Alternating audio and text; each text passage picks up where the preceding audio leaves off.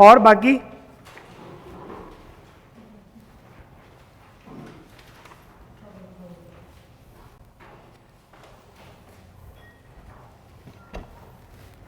अरे बताइए ना बाकी लोग भी।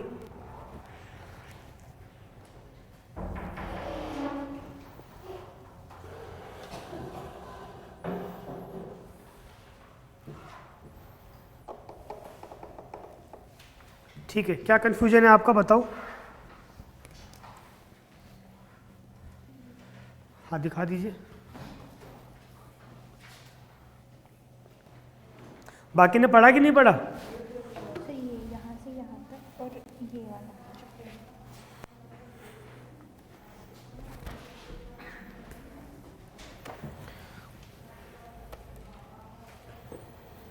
ठीक है, मैं एक बार पढ़ रहा हूं जो कंफ्यूजन है इनका।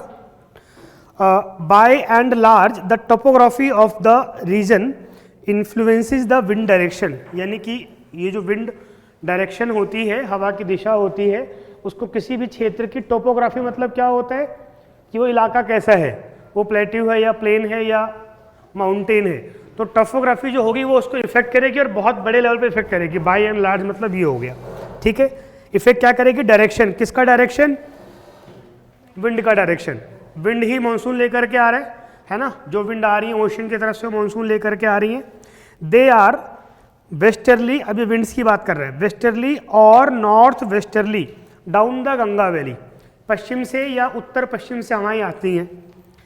दे बिकम, ये किसके बारे में बात कर रहा है? हाँ, ये बता रहा है प्रेशर और विंड का इफेक्ट कैसे पड़ता है मॉनसून के ऊपर, उतनी बात बता रही है। They become northerly in the Ganga Brahmaputra delta, यानी कि जो विंड्स होती हैं यहाँ पर नॉर्मली जो हवाएं बह रही होती हैं वो उत्तर की ओर बह रही होती हैं। Free from the influence of topography they are, बातचीत नहीं, clearly north easterly over the Bay of Bengal. अब जो इंडिया है नेचुरली जो प्लेन है पूरा, उसका नेचुरल स्लोप किधर है? ईस्ट की तरफ है ना। तो यहाँ पर जो विंड्स होती हैं वो नॉर्मली किधर फ्लो कर रही होती हैं? नॉर्थ से नॉर्थ ईस्ट की तरफ। ये वो बता रहा है कि इन जनरल विंड ऐसे फ्लो करती हैं। सेम एज प्रेशर भी हमको वैसे ही देखने को मिलता है, क्योंकि जो बे ऑफ बंगाल है ये है ओशियन वाटर, तो यहाँ पर जो प्रेशर रहेगा, मान लो गर्मी की बात अगर हम कर रहे हैं, तो यहाँ पे प्रेशर हमेशा अलग होगा और यहाँ पे प्रेशर हमेशा क्यों अलग होगा? क्योंकि ये लैंड मास है और ये वाटर बॉडी है। सर्दी के अंदर भी उल्टा हो जाएगा, यहाँ पर प्रेशर हो जाएगा लो, यहाँ पर क्या हो जाएगा? हाई, क्योंकि ये ठंडा ही रहेगा, लैंड मास है, जबकि जो पानी है उसको तो हीट रिसीव करनी ही करनी है, उसको तो गर्म होना ही होना है, इसके मुकाबले ज़्यादा। ठीक है, ये कह रहा है वो। तो प्रेशर और विंड्स के रिलेशन को बता रहे। यहाँ पे एक शब्द है लो प्रेशर ग्रेडियंट, आपको ध्यान में है प्रेशर ग्रेडियंट क्या होता है ना, हिंदी में बोलते हैं दाब प्रवणता। ठीक है, कि जितना ज़्यादा डिफरेंस होगा दो अलग अलग प्रेशर बेल्ट्स के बीच में, उतनी ही ज़्यादा तेज़ी से वहाँ पर विंड मूव करेगी, हाई टू लो प्रेशर। ठीक है, तो बीच में जो गैप होता है उसको हम प्रेशर ग्रेडियंट कहते हैं। दूसरा था पैराग्राफ नीचे। नेक्स्ट है रेनफॉल के इफेक्ट को बता रहा है। जो पहला टॉपिक ही दिया था क्लाइमेट में, अलग अलग फैक्टर्स जो रिस्पॉन्सिबल हैं, इफेक्ट करते हैं मानसून को, उसमें रेनफॉल की बात कर रहा है। उसमें पहला पॉइंट कह रहा है इन नॉर्थ वेस्टर्न इंडिया, उत्तर पश्चिम भारत में, दैट इज दिस रीजन, है ना, some weak temperate cyclones from the Mediterranean sea cause rainfall in Punjab, Haryana, Delhi and western UP. ये तो हमने कल पढ़ा था। आगे बोल रहा है although the amount is meagre it is highly beneficial for rabi crops, मतलब बहुत कम मात्रा होती है, नॉर्मल बारिश से भी वो कम होती है। अगर हम देखिए तो 50 सेंटीमीटर से कम बारिश को हम डेजर्ट बोल देते हैं, और दिल्ली में एवरेज बारिश 25-30 सेंटीमीटर होती, ठंड वाली जो इससे हो रही होती है। तो इन जनरल तो बारिश हो ना के बराबर है, लेकिन वहाँ पर जो क्रॉप्स है उसके लिए बहुत ज़्यादा बेनिफिशियल है, क्योंकि ठंड के टाइम में वो बारिश आई है तो इसलिए बेनिफिशियल हो जाती है। प्लस में वो खूब अच्छी ठंड लेकर के भी आती है, और जो ठंड की फसलें होंगी, जितनी ज़्यादा ठंड होगी उतनी अच्छी फसल होती है। जैसे भी परसों की बात है, मैं घर में ही था तो बहुत ठंड हो रही थी, एकदम ही ठंड हो ही रही है आजकल।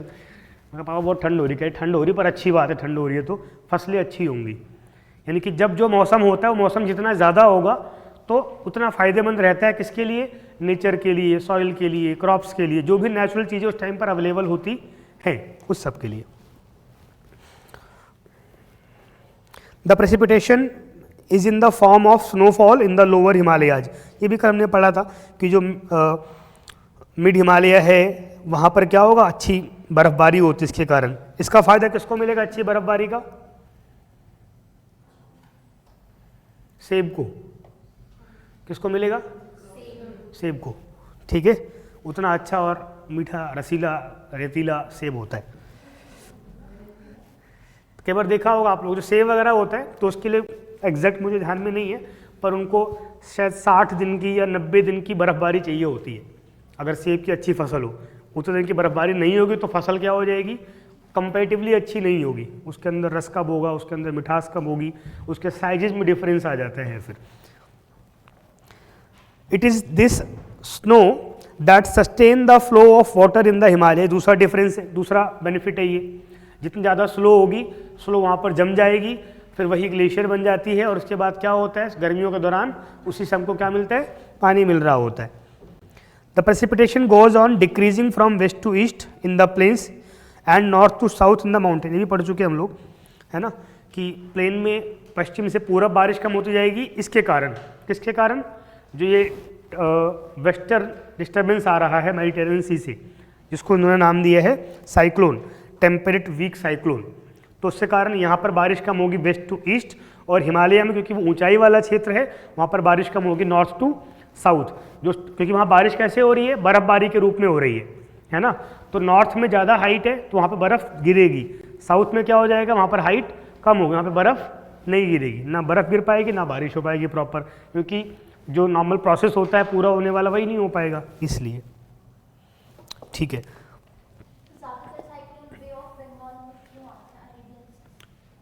ज़्यादातर ट्रॉपिकल साइक्लोन, हाँ वो सीधा प्रेशर वाला सिस्टम है, ये कॉन्टिनेंट के ईस्ट में है, ये कॉन्टिनेंट के वेस्ट में है। ये तो हमने पहले ही पढ़ा हुआ है साइक्लोन्स का सारा सिस्टम। जो बेसिक कॉन्सेप्ट है ना उसको अप्लाई करते चले जाओ आप किसी भी चीज़ में।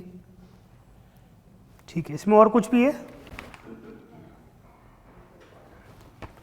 चलो, तो कल क्या क्या कर लिया था हमने? चारों सीजन हो गए थे हमारे, या कोई सा रह गया था?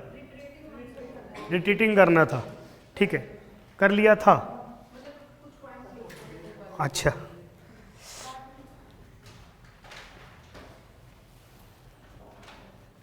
चलो रिट्रीटिंग के पॉइंट्स लिख लो, फिर कुछ इंपॉर्टेंट कॉन्सेप्ट्स हैं जो इससे जुड़े हुए हैं, एल नीनो, ला नीनो, डाइपोल, फिर उसको समझते हैं कि कैसे उनका रिलेट हो रहा होता है इससे। मैंने इसीलिए कॉन्सेप्ट पहले बताए नहीं है कि आप घबराएं ना।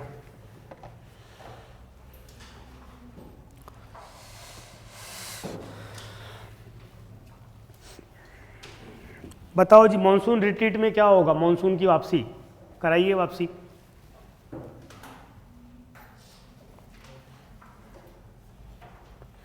अरे बताओ ना कोई भी।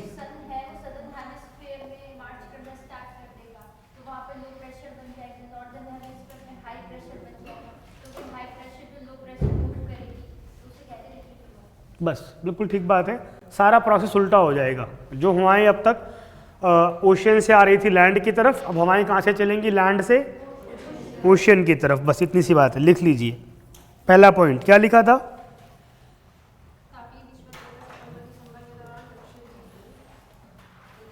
हाँ, थर्मल इक्वेटर मूव कर गई साउथ में, ठीक है। थर्मल इक्वेटर, तापीय विषुवत रेखा मतलब, थर्मल इक्वेटर मतलब, हाँ वही, क्या बताओ? तापीय विषुवत रेखा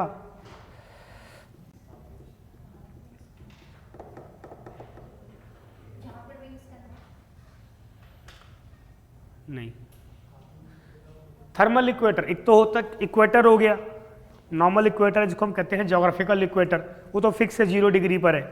थर्मल इक्वेटर एक एक करके, पहले आप फिर आप।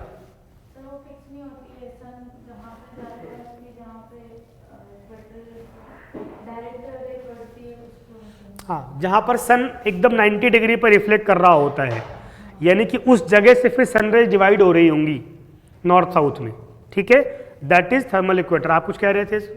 सेम था, देखो एक बेंच पे बैठने का ये फायदा होता है, सेम बात निकलती है, ठीक है। तो थर्मल इक्वेटर मीन्स वो जगह जहाँ पे सन 90 डिग्री के एंगल पे पड़ रहा हो, तो वहाँ से क्या होगा? अब वो एक दिन में 1 घंटा नहीं, 1 घंटा तो हर जगह पड़ता है, ठीक है ना, जहाँ पे उस मौसम में पड़ रहा हो, तो फिर वहीं से सूर्य की किरणें डिवाइड होती हैं नॉर्थ और साउथ में बराबर बराबर। ठीक है, बढ़िया। तो ये लिख लिया था। सेकंड पॉइंट लिखिए। हाँ बोलो ना। लास्ट पॉइंट ये लिखा था, सितंबर में उच्च तापमान के कारण बे ऑफ बंगाल में उष्णकटिबंधीय चक्रवात बनते हैं। हाँ, चक्रवात बनते हैं।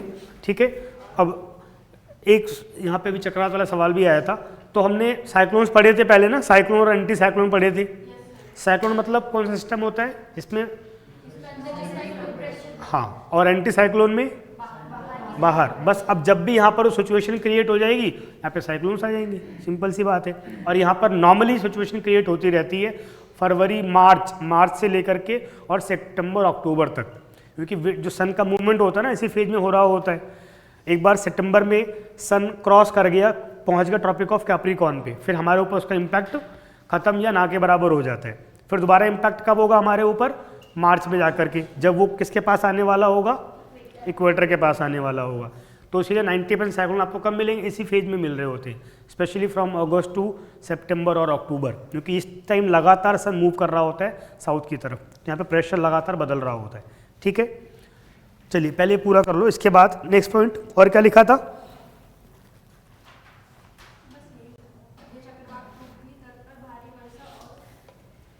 का कारण बनते हैं ना। हाँ ठीक है, चलो तो फिर अब समझ लो। अब इसमें एक दो चीज़ें और हैं, जब आपने चैप्टर पढ़ना शुरू किया होगा तो उसने स्टार्टिंग में वार्न किया है जो राइटर है, कि जो मानसून है वो क्या है, बहुत क्रिटिकल चीज़ है। पढ़ा आप लोगों ने ये? हाँ, क्रिटिकल चीज़ क्यों है, क्योंकि जो मानसून को पढ़ते हैं वो भी समझ ही रहे हैं अब तक कि है क्या एक्चुअल में है ना। हाँ कुछ कह रहे थे आप? करेक्ट, बहुत सारे फैक्टर्स हैं और वो सारे फैक्टर हर बार भी चेंज हो सकते हैं। मतलब जो सोचते हैं ना 10 साल का एक्सपीरियंस से ऐसा होगा, 11वें साल उसका ठीक उल्टा हो जाता है। इसलिए बहुत ज़्यादा थोड़ा सा एक्सट्रीम तरह की चीज़ है ये इंडियन मानसून। बहुत सारे फैक्टर्स काम करते हैं, तो ऐसे हम 4-5 फैक्टर्स की भी बात करने वाले हैं। पूरी दुनिया आपस में मिली जुली हुई है, ये आपको ध्यान में ही है। अभी मैं 4 फैक्टर्स की बात कर रहा हूँ, वैसे तो हमने थोड़ा सा इसमें से 3 पढ़ लिए हैं, 2 नहीं पढ़े हैं। एक है ट्रॉपिकल ईस्टर्ली जेट, हिंदी में क्या हो जाएगा, पूर्वी उष्णकटिबंधीय पवने, जिसको हमने कल नाम दिया था क्या, पूर्वा जेट, याद है? ठीक है, तो एक तो ये चीज़ है, यानी कि ईस्ट से जो हवाएं चल रही होती हैं। दूसरा भी पढ़ा है हमने इक्वेटोरियल ट्रफ मानसून गर्त, जिसको हमने नाम दिया था क्या, ITCZ भी नाम दिया था। ठीक है, तीसरा जो इंपॉर्टेंट कॉन्सेप्ट है, ये सब मिलकर के मानसून को बना रहे होते हैं। किसी एक में भी थोड़ी बहुत खराबी आएगी या कमी होगी तो उसका असर हमारे मानसून पर होगा। और मानसून मतलब एग्रीकल्चर, एग्रीकल्चर मतलब पूरी इकॉनमी।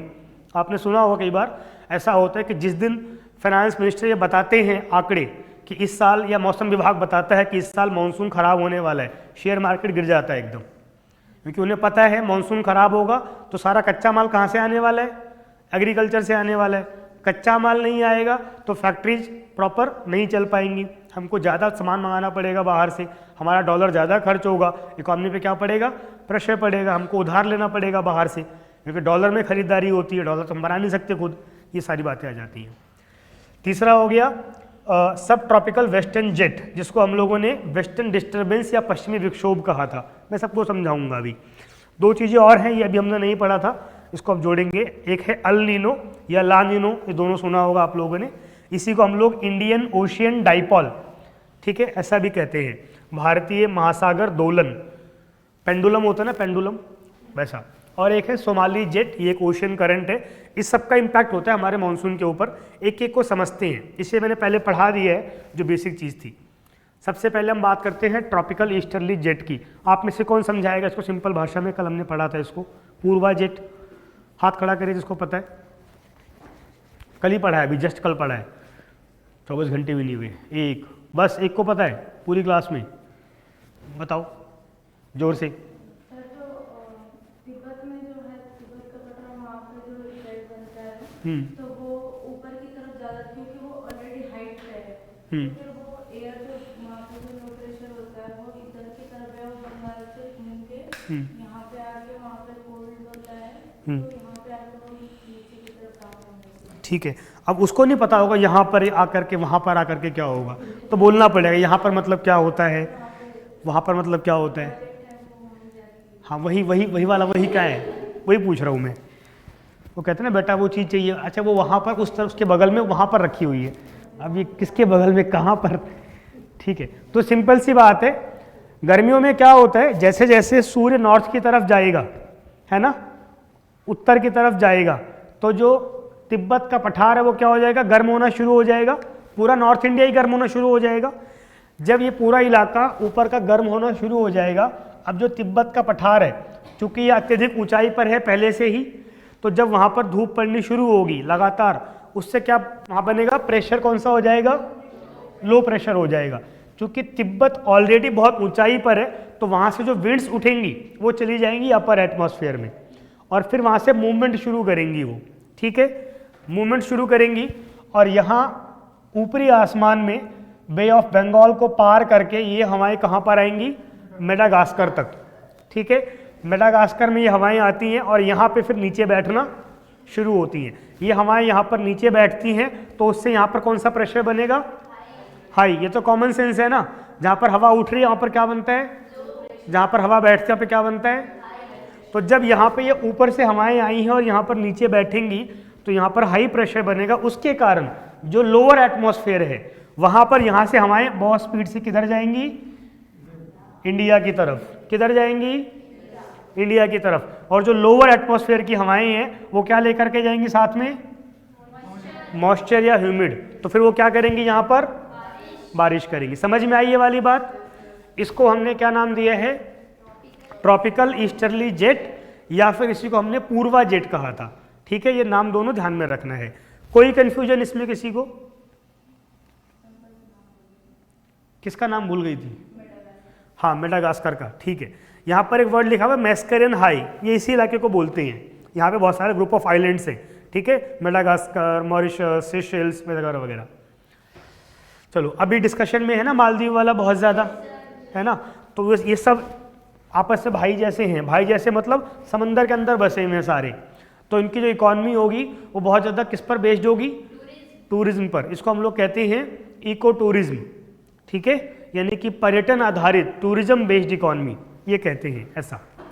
चलो उस पर डिस्कस कर लेंगे अभी, ठीक है। तो वहाँ पर लो प्रेशर हो गया, हवा चली गई, इधर बैठ गई ये। अब अगर मान लो जिस साल ये पूर्वा जेट नहीं बनेगी किसी साल, तो क्या हो जाएगा, या यहाँ पे लो प्रेशर कम क्रिएट हो पाया तो पूर्वा जेट स्लो चलेगी, तो यहाँ पे हाई प्रेशर भी क्या होगा, कम बनेगा, स्लो बनेगा। तो यहाँ से जो विंड इंडिया की तरफ जाती हैं उनका फ्रीक्वेंसी और इंटेंसिटी क्या हो जाएगी, कम हो जाएगी, यानी मानसून क्या हो जाएगा, वीक हो जाएगा, ठीक है। लेट भी हो सकता है, कई बार सुना होगा ना आपने, इस साल मानसून 10 दिन की देरी से आएगा, आने वाला था रह गया, रुक गया रास्ते में। तो कारण क्या होता है, प्रेशर नहीं बन पाया, सिंपल सी बात है, सिस्टम बिगड़ा प्रेशर का, विंड की मूवमेंट ही प्रेशर के थ्रू होनी है। दूसरी बात, ये एक जनरल प्रेशर सिस्टम है जो जनवरी के अंदर हमको पाया जाता है, ठीक है। जहाँ जहाँ पर H देख रहे हैं दैट इज हाई प्रेशर, जहाँ जहाँ पर L देख रहे हैं दैट इज लो प्रेशर। ये जो आपको लाइनें दिख रही है, लाइनें कौन सी हैं, आइसोबार, हिंदी में समदाब रेखाएं, यानी कि एक जैसे प्रेशर को मिलाने वाली लाइंस, ठीक है। अब जहाँ जहाँ पर आपको गोले गोले से दिख रहे हैं, इसका मतलब क्या है, यहाँ पे प्रेशर इन लाइनों पर एक जैसा है। तो लगातार जब ऐसा बनना शुरू हो जाएगा, गोले गोले गोले गोले, अंदर क्या है लो प्रेशर, बाहर क्या है, क्या क्रिएट हो जाएगा, हाँ। चलो दूसरी बात हमने फिर की है ITCZ की, ठीक है। ITCZ क्या होता है इन जनरल,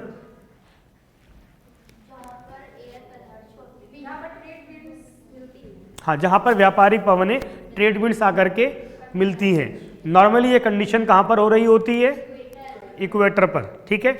लेकिन जैसे जैसे सूर्य मूव करता है ऊपर और नीचे, यानी थर्मल इक्वेटर मूव करती है, ITCZ भी क्या करता है, मूव करता रहता है। जब सूर्य मार्च और सितंबर में होगा इक्वेटर पे, तो ITCZ कहाँ पर होगा, इक्वेटर के आसपास, ठीक है।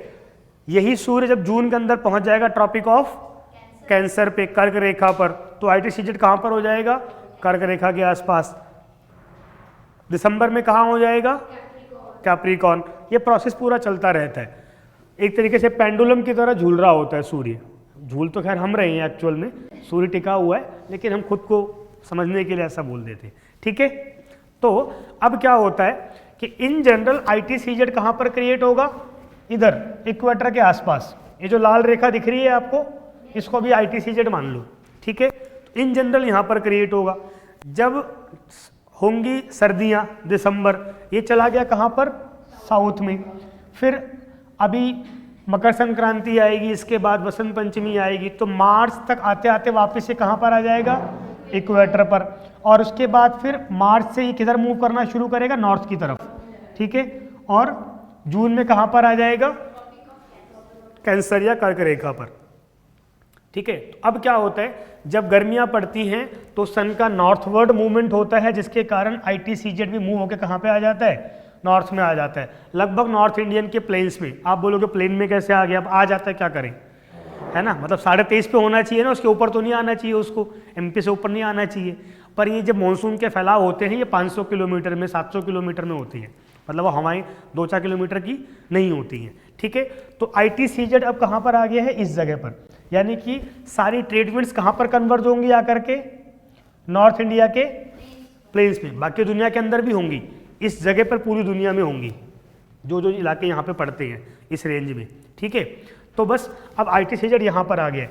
इसी दौरान पैरेलली नीचे भी एक लो प्रेशर सिस्टम डेवलप हो रहा होता है, ठीक है, क्योंकि ऑब्वियस सी बात है, प्रेशर डिफरेंस तो हर जगह रहेगा ना, अलग अलग, और प्रेशर को इफेक्ट करने वाले बहुत सारे फैक्टर्स होते हैं, केवल एक टेम्परेचर नहीं है, बहुत सारे और फैक्टर्स भी हैं। तो एक लो प्रेशर सेल यहाँ पर बनेगा, एक ITCZ यहाँ पर बनेगा। अब किसी साल किसी भी कारण से अगर यहाँ पर ITCZ यहाँ पर नहीं आ पाया नॉर्थ में, है ना, थोड़ा सा नीचे ही रह गया, या यहाँ पर ITCZ आ गया, यहाँ पर कोई और लो प्रेशर सिस्टम बन गया, तो क्या हो जाएगा, हमारा मानसून डिस्टर्ब हो जाएगा, वीक हो जाएगा, क्योंकि अब एक और सिस्टम बन गया है लो प्रेशर का। तो हवाएं दो तरफ भागेंगी, एक हमारी तरफ आएंगी, एक कहीं और भी चली जाएंगी, और हवा ही क्या लेकर के आ रही है, बारिश लेकर के आ रही है, ठीक है। कोई कंफ्यूजन ITCZ वाले में? यहाँ पर एक लाइन लिखी है, कंफ्यूजिंग लाइन लिखी है, समझिएगा। समटाइम्स, कभी कभी, low pressure cells of ITCZ, यानी कि जो ये मूव कर रहा होता है ITCZ, उसकी लो pressure sales do not merge with ITCZ। अब बोलोगे ये क्या हो रहा है, मैं फिर से पढ़ रहा हूँ, low pressure cells of ITCZ do not merge with ITCZ। अभी आगे भी है, ऑन मूवमेंट ऑफ, क्या मतलब हुआ इसका, तो ITCZ क्या है ये पता है, वो मूव कर रहा है, ये आपको पता है। पर कई बार ऐसा भी होता है कि वो मूव तो कर रहा है, लेकिन वहां पर जो विंड्स मिलकर के ऊपर उठती थी और लो प्रेशर बनता था, वो पैरेलल उसने मूव नहीं किया, यानी कि जो लो प्रेशर सेल्स थी वो एक्चुअल ITCZ से थोड़ा सा ऊपर नीचे रह गया। जब ऐसा होगा तब भी मानसून क्या हो जाएगा, वीक हो जाएगा या डिस्टर्ब हो जाएगा।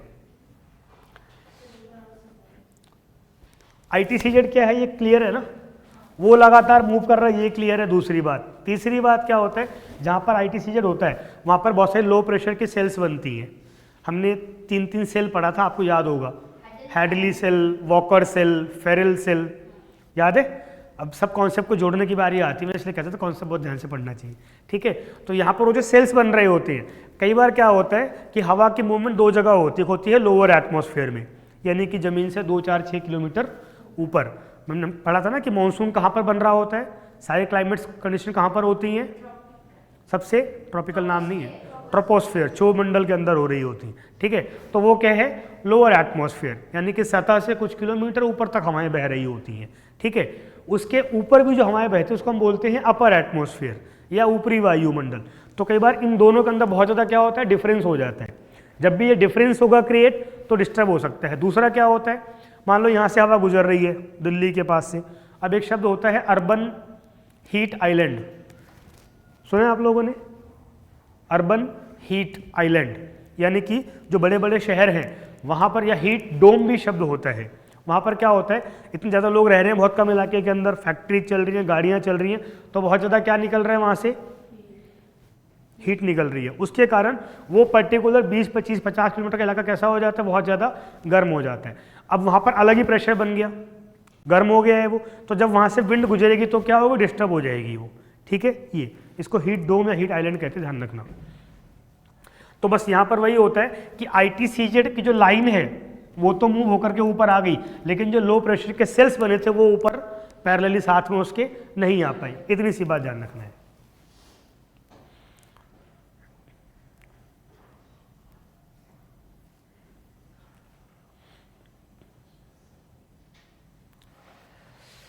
तीसरा जो कॉन्सेप्ट है वो क्या था, मॉनसून गर्त। ठीक है, अब ये जो मॉनसून गर्त है ये कहाँ पे बनेगा, इसी ITCZ के अंदर ही बनेगा, क्योंकि यहाँ पर आकर के हवाएं आपस में मर्ज हो जाती हैं और फिर ऊपर की तरफ उठ जाती हैं। ठीक है, और बीच में जो गैप बनता है इसी को हम लोग कहते हैं मॉनसून गर्त या इक्वेटोरियल ट्रफ। ठीक है, तो ये एक बनेगा।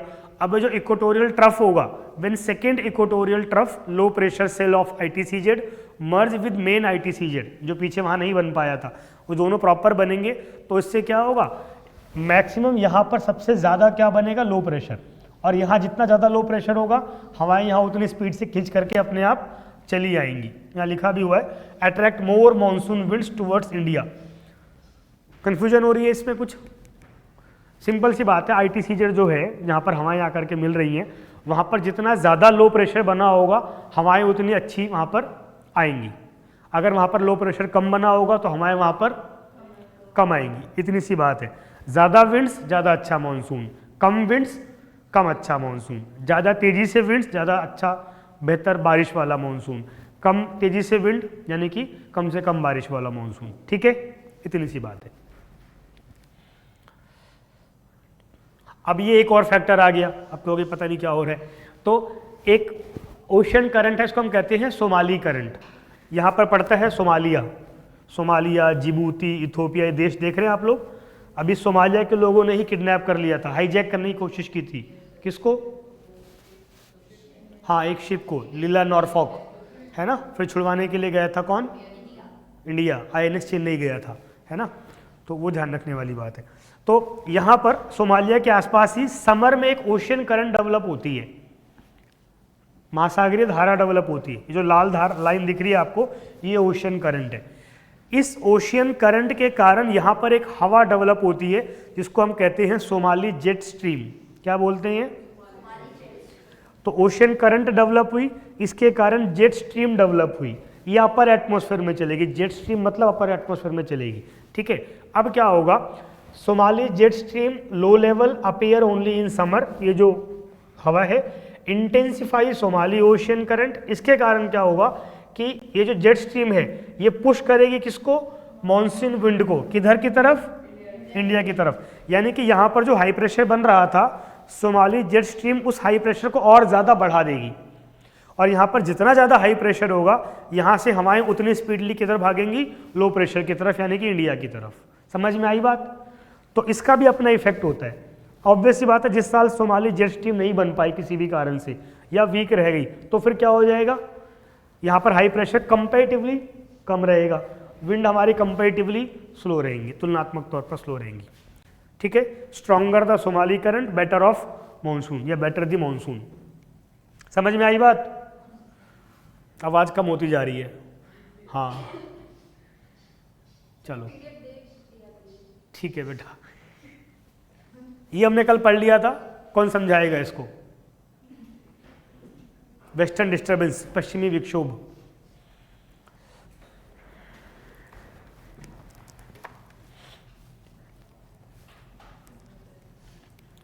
चलो, तो अर्थ पर दो जेट स्ट्रीम लगातार लगभग चलती रहती हैं स्थायी रूप से।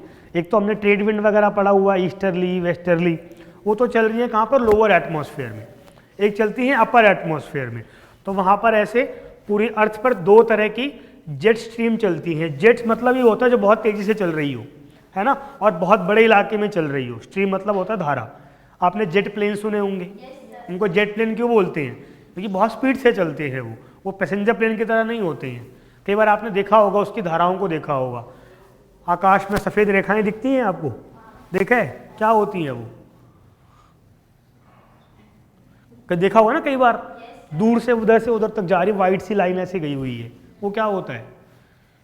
कभी सोचा नहीं है? टूटता हुआ तारा होता होगा। तो जब जेट प्लेन गुजरता है, उसका जो फ्यूल बर्न हो रहा होता है वो पीछे ऐसे निशान छोड़ता हुआ चलता है। ठीक है, वो क्या होते हैं? जेट फ्यूल के बर्न होने के सिंबल्स होते हैं। ठीक है, बहुत स्पीडली गुजरता है जेट प्लेन, अपर एटमॉस्फेयर में गुजरता है, वो नीचे नहीं उड़ रहे होते हैं वो। ठीक है, तो इसलिए अब समझिए, तो क्या हो गया? तो ये ऐसे दो धाराएं चल रही होती हैं। एक को हम लोग बोलते हैं पोलर जेट स्ट्रीम, जो चलती है कहाँ पर? दोनों पोलर रीजन्स में। एक होता है सब ट्रॉपिकल जेट स्ट्रीम जो ट्रॉपिकल यानी कि 30 डिग्री के आसपास चल रही होती है, सब ट्रॉपिकल, ठीक है। तो ऐसे ही जो इंडिया के ऊपर से स्ट्रीम गुजर रही होती है, नॉर्मली ये हिमालय के ऊपर से अभी यहाँ से पास हो रही है। जब सूर्य मूव करेगा ये सारी स्ट्रीम्स भी ऊपर और नीचे क्या करती हैं, मूव करती हैं। तो नॉर्मली ये हिमालय के ऊपर से बहती है, लेकिन जब हमारे यहाँ पर लो प्रेशर सेल डेवलप हो जाता है तो जेट स्ट्रीम क्या हो जाता, सर्दियों में क्या हो जाती है, ये हिमालय के नीचे आ जाती है, क्योंकि सब कुछ क्या चला गया है, अब साउथ की तरफ चला गया है, ठीक है। गर्मियों में कहाँ पर रहेगी, हिमालय के ऊपर यानी कि नॉर्थ में, मतलब हिमालय के ऊपर नहीं, हिमालय से उस पार नॉर्थ में। और सर्दियों में क्या हो जाएगी, ये हिमालय से आ जाएगी साउथ में, दक्षिण में। और जब ये हमारे यहाँ से गुजरेंगे, ये बीच में है भूमध्य सागर, दिख रहा है, यहाँ से गुजरेंगे तो इनको क्या मिल जाएगी, बहुत सारी ह्यूमिड, और उसके बाद फिर ये इन इलाकों में बारिश करती हुई आगे बढ़ती हैं। तो इसके माध्यम से यहाँ पर जो सेंट्रल एशिया है, डेजर्ट्स में बारिश नहीं हो पाती क्योंकि वहीं पर क्रिएट हो रही होती है, वहाँ पर इतना लो प्रेशर नहीं होता है, ठीक है। लेकिन बाकी इस इलाके के आसपास क्या करती हैं, ये बारिश करती हैं, जिसको हम लोग सर्दियों की बारिश कहते हैं। हमने कल एक दो नाम बताए थे, मावट, ठीक है।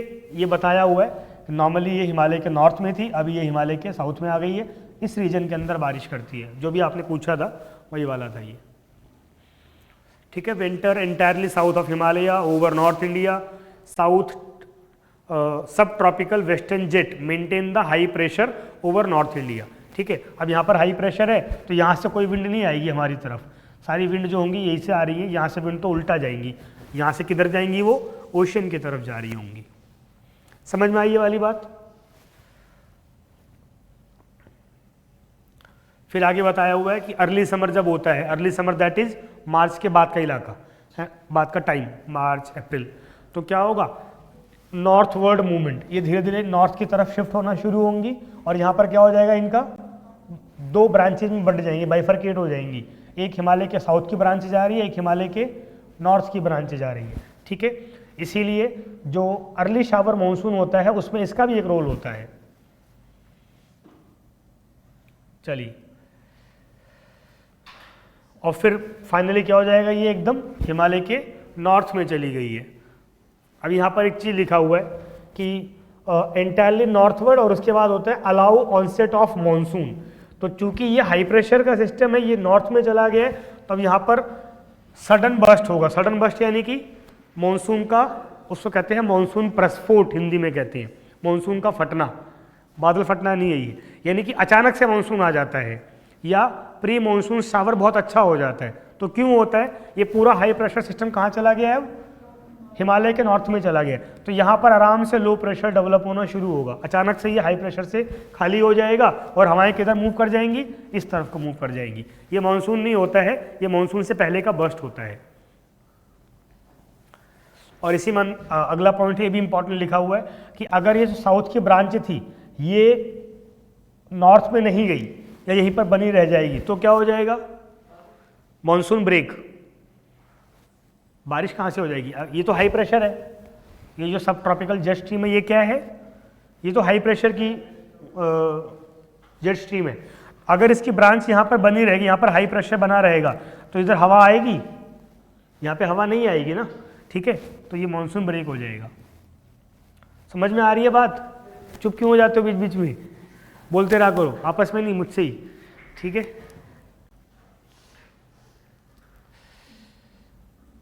चलो, अब इसी में कुछ जो बेसिक चीज़ें हमने पढ़ी थी कि ITCZ जब तिब्बत के ऊपर डेवलप हो जाएगा और यहाँ पर इक्वेटोरियल ट्रफ बन जाएगा। अब आप बोलोगे ये सेकंड इक्वेटोरियल ट्रफ क्यों लिखा हुआ है, क्योंकि ITCZ नॉर्मली बन रहा होता है, जब यहाँ पर बनता है तो उसको हम सेकंड इक्वेटोरियल ट्रफ कह देते हैं, ठीक है।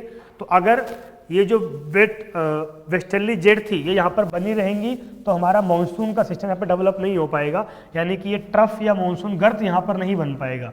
उसके कारण भी यहाँ पर फिर मानसून हमारा वीक रहेगा। यहाँ तक हो गया, समझ में आ गई है। तीन चीज़ें हमने की हैं अभी, क्योंकि चौथी फिर और कंफ्यूज करेगी अभी आपको, ये एकदम अलग चीज़ है। पहला हमने क्या किया है, पूर्वा जेट या ट्रॉपिकल ईस्टर्ली जेट, वो सिंपल क्लियर है, सबको क्लियर है, सबके सर नहीं हिल रहे, किसको क्लियर नहीं है या नहीं है या नहीं है? दो में से एक तो बोलना पड़ेगा, यस और नो, बीच वाला कुछ नहीं होता, पास या फेल होता है बस। ठीक है, पूर्वा जेट सबको क्लियर है। इसके बाद दूसरा है सोमाली करंट। सोमाली करंट क्या हो रहा है उसमें, सबको क्लियर है?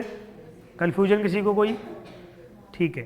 थर्ड हो गया फिर सब ट्रॉपिकल वेस्टर्न जेट, या सिंपल हम बोल देते हैं वेस्टर्न डिस्टर्बेंस, पश्चिमी विक्षोभ, ये क्लियर हो गया। चौथा अब हम बात करने वाले हैं जिसको हम लोग कहते हैं अल नीनो और ला नीनो। ठीक है, वो शब्द खाली अलग है, उसके चक्कर में पढ़ना नहीं, अल नीनो ला नीनो शब्द जो होता है। ठीक है, होता क्या है समझिए, ये इंडिया है, ये मेडागास्कर है और ये ऑस्ट्रेलिया है, पैसिफिक ओशियन है, ये इंडियन ओशियन है। अब पूरी दुनिया आपस में जुड़ी हुई होती है। इन जनरल क्या होता है कि यहाँ पर बनता है हाई प्रेशर, यानी कि मेडागास्कर के आसपास, यहाँ पर बनता है लो प्रेशर, इसको हम कहते हैं वेस्टर्न पैसिफिक पूल। क्या बोलते हैं? हाँ, पश्चिमी प्रशांत महासागरीय पूल। ठीक है, यहाँ पर लो प्रेशर बनता है। अगर यहाँ पर लो प्रेशर है, यहाँ पर लो प्रेशर है, तो विंड्स यहाँ से दोनों लो प्रेशर की तरफ क्या करेंगी, मूव करना शुरू करेंगी। ठीक है, ये इन जनरल सिचुएशन हो रहा होता है। क्या लिखा हुआ है? Association of western Pacific pool with massacre high, इनका आपस में संबंध है। स्ट्रॉन्ग वेस्टर्न पैसिफिक पूल, जितना ज़्यादा ये स्ट्रॉन्ग होगा उतना ही यहाँ पर स्ट्रॉन्ग क्या बना रहेगा, हाई प्रेशर, और हमारे लिए हाई प्रेशर बनना बहुत ज़्यादा ज़रूरी है। ये एक पॉइंट हो गया। अब इसमें चेंज आ जाएगा, उसी को हम लोग बाद में बोल देंगे अल नीनो या ला नीनो। ठीक है, अब क्या हो गया है कि कभी कभी ऐसा होता है कि यहाँ पर जो साउथ अमेरिका है, दिख रहा है आपको साउथ अमेरिका, यहाँ पर एक देश है जिसका नाम है पेरू, चिली के साथ में है। ठीक है, ये है चिली और ये है, यहाँ पर एक ओशियन करंट चलती है। ठीक है, हाँ दोनों एक ही बात है। ठीक है, एक ही आदमी के दो नाम है। ठीक है, अब 3-4 साल में क्या हो जाती है कि वो जो करंट है वो गर्म हो जाती है। क्यों हो जाती है हमें नहीं पता, कितने साल पे होगी हमें नहीं पता। पहले नॉर्मली ऐसा मानते थे कि 4-5-6 सालों में एक बार ऐसा होता है, लेकिन अब पिछले 1 दशक से हर दूसरे तीसरे साल हो जाती है, तो प्रॉब्लम बढ़ जाती है। तो वो क्या हो जाती है, यहाँ पर वो करंट क्या हो जाएगी, गर्म। जब गर्म करंट यहाँ से पास होगी पेरू के पास से, तो ऑब्वियस सी बात है क्लाइमेट क्या कर देगी, यहाँ का वो गर्म कर देगी। उससे कारण प्रेशर कौन सा बन जाएगा, लो प्रेशर, क्योंकि विंड्स ऊपर उठ गई। तो जब यहाँ पर लो प्रेशर बन गया, तो जो वेस्टर्न पैसिफिक पूल में लो प्रेशर बन रहा था पहले, वो क्या हो गया अब, तो अब ये भी हाई हो गया, ये भी हाई हो गया। इसके चक्कर में हमारा वाला हाई क्या हो जाएगा, वीक हो जाएगा। समझ में आ रही है बात? दुनिया आपस से बहुत ज़्यादा मिली हुई है। एक ये इलाका है, यहाँ पर लो प्रेशर बन रहा है, यहाँ पर हाई प्रेशर बन रहा है। ठीक है, ये नॉर्मल सिचुएशन है। लेकिन यहाँ पे जो गर्म धारा बह रही है, जो 3-4 साल में एक बार बहती है, जब ये गर्म धारा बहेगी तो यहाँ पे प्रेशर लो हो जाएगा। इसके कारण यहाँ पे प्रेशर क्या हो जाएगा, हाई, क्योंकि ये दोनों जो है, ये इलाका और ये इलाका, ये एक ही ओशियन का पार्ट है। बीच में ये ओशियन है, सदर्न ओशियन, ये उसका एक कोना है, ये उसका दूसरा कोना है। समझ में आई बात? ठीक है, तो इसी प्रेशर का चेंज हो जाना, इसी को हम इंडियन ओशियन डाइपोल कहते हैं। यहाँ पर जो करंट बनती है गर्म 3-4 साल में, इसी को हम अल नीनो कहते हैं। ठीक है, अल नीनो मतलब होता है बच्चा। क्या मतलब होता है, छोटा बच्चा, बेबी क्राइस्ट कहते हैं वहाँ पर वो लोग उसको, कि 3-4 साल में 25 दिसंबर के आसपास वो डेवलप होता है वहाँ पर। ठीक है, तो इसलिए क्या लिखा हुआ है, तो जितना ज़्यादा वीक होगा क्या, वेस्टर्न पैसिफिक पूल, यहाँ का हाई प्रेशर भी उतना ज़्यादा क्या हो जाएगा, वीक हो जाएगा। अरे वीक हो जाएगा ना। ठीक है, ये लो था हाई हो गया, यानी कि ये वीक हो गया, तो ये भी क्या हो गया, जितना ज़्यादा ये वीक होगा, हमारा जो मॉनसून आ रहा है that is south west monsoon, वो उतना ज़्यादा क्या हो जाएगा, लो हो जाएगा, हवाएं कम भेजेगा इंडिया की तरफ। ये बात जिसको समझ में नहीं आई यहाँ तक फिर बताओ, फिर आगे बढ़ूंगा। अभी जुड़ा हुआ है इसी में एक चीज़ और, समझ में आ गया? ठीक है, 2 प्रेशर सिस्टम डेवलप हो रहे होते हैं, वो डिस्टर्ब हो जाते हैं। चलो अब पहले इतना लिख लेते हैं, अल नीनो का लिख लीजिए, फिर आगे बढ़ते हैं। हमने दोनों जेट स्ट्रीम लिख ली है ना, ईस्टर्न और वेस्टर्न, हाँ या ना? ठीक है, लिखो अल नीनो इफेक्ट।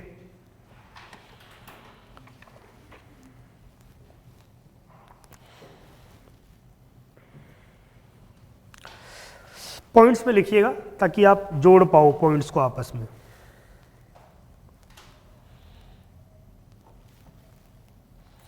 जनरली सामान्यतः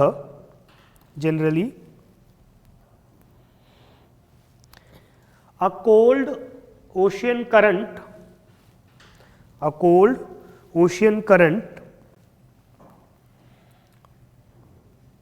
इन्वर्टेड कॉमा में Peru current found on the coast of Peru, Hindi में सामान्यतः दक्षिण अमेरिका के पेरू तट पर, सामान्यतः दक्षिण अमेरिका के पेरू तट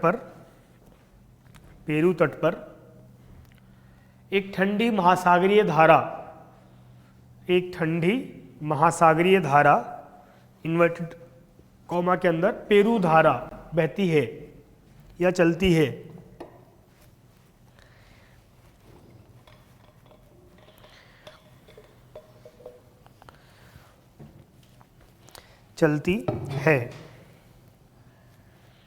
इंग्लिश में वो पूरा हो गया सेंटेंस, बोलो ना, सेंटेंस क्या लिखा है?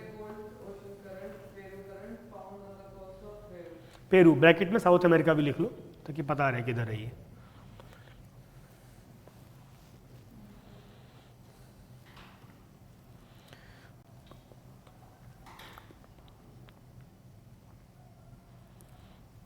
ठीक है,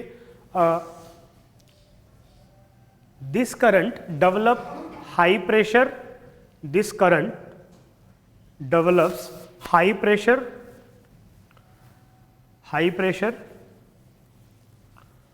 ऑन ईस्टर्न पैसिफिक ओशियन, ये धारा पूर्वी प्रशांत महासागर में,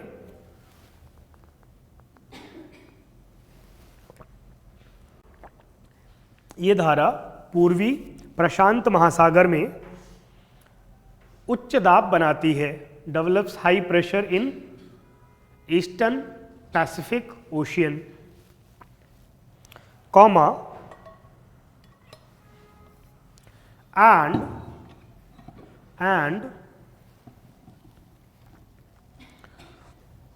low pressure develops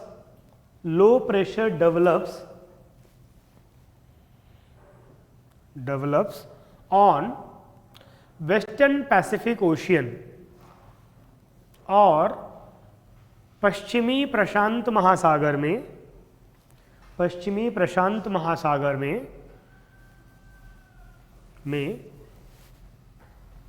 निम्न दाब क्षेत्र बनता है। क्या हो गया, कुछ रह गया?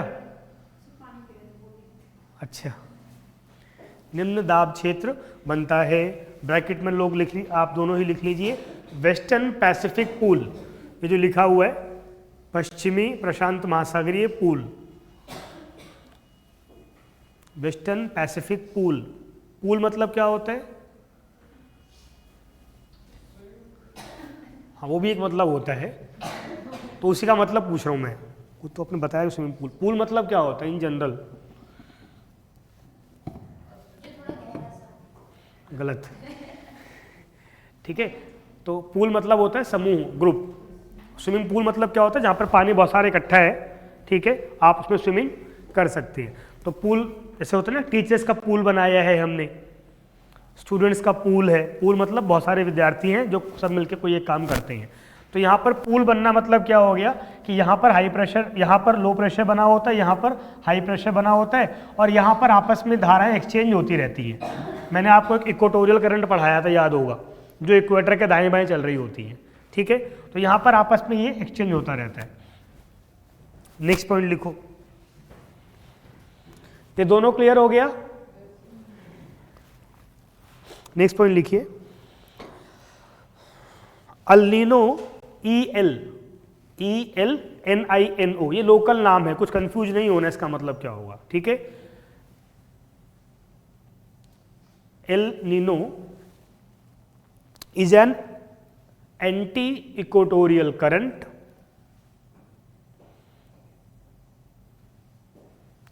एल नीनो एक प्रति विषुवत रेखीय धारा है, एंटी इक्वेटोरियल करंट प्रति विषुवत रेखीय धारा है,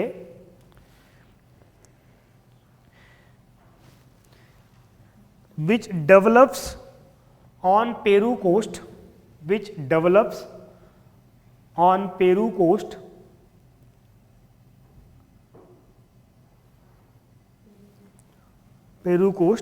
on 25 दिसंबर। अब वो तिथि आगे पीछे हो सकती है ना, 25 दिसंबर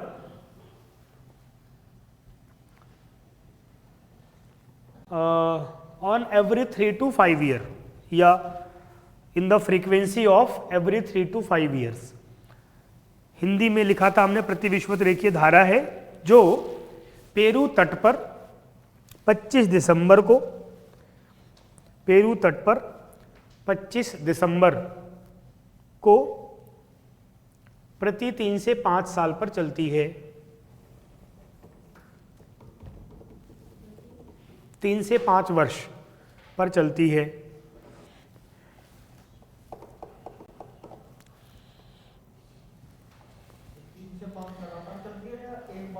कुछ नहीं पता, उसकी मर्जी होती है।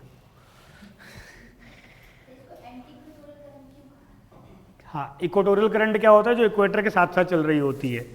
हमने दोनों पढ़ा था ना, इक्वेटोरियल करंट और एंटी इक्वेटोरियल। उसके अपोजिट जो चलती है that is anti equatorial, east to west. ये उसके अपोजिट चलेगी तो क्या हो जाएगा? ऑनशोर ऑफशोर वाला है ना भाई, कोई भी ओशियन है, अगर यहाँ से यहाँ चलेगी तो क्या हो गई? ऑनशोर हो गई। यहाँ से यहाँ चलेगी तो क्या हो गई? ऑफशोर हो गई। ठीक है, तो east to west that is equatorial और west to east that is anti equatorial. हाँ, क्या बोला मैंने? चलती है लिख लिया, ठीक है। आगे लिख लीजिए, this is an warm current, यह एक गर्म धारा है, गर्म धारा है।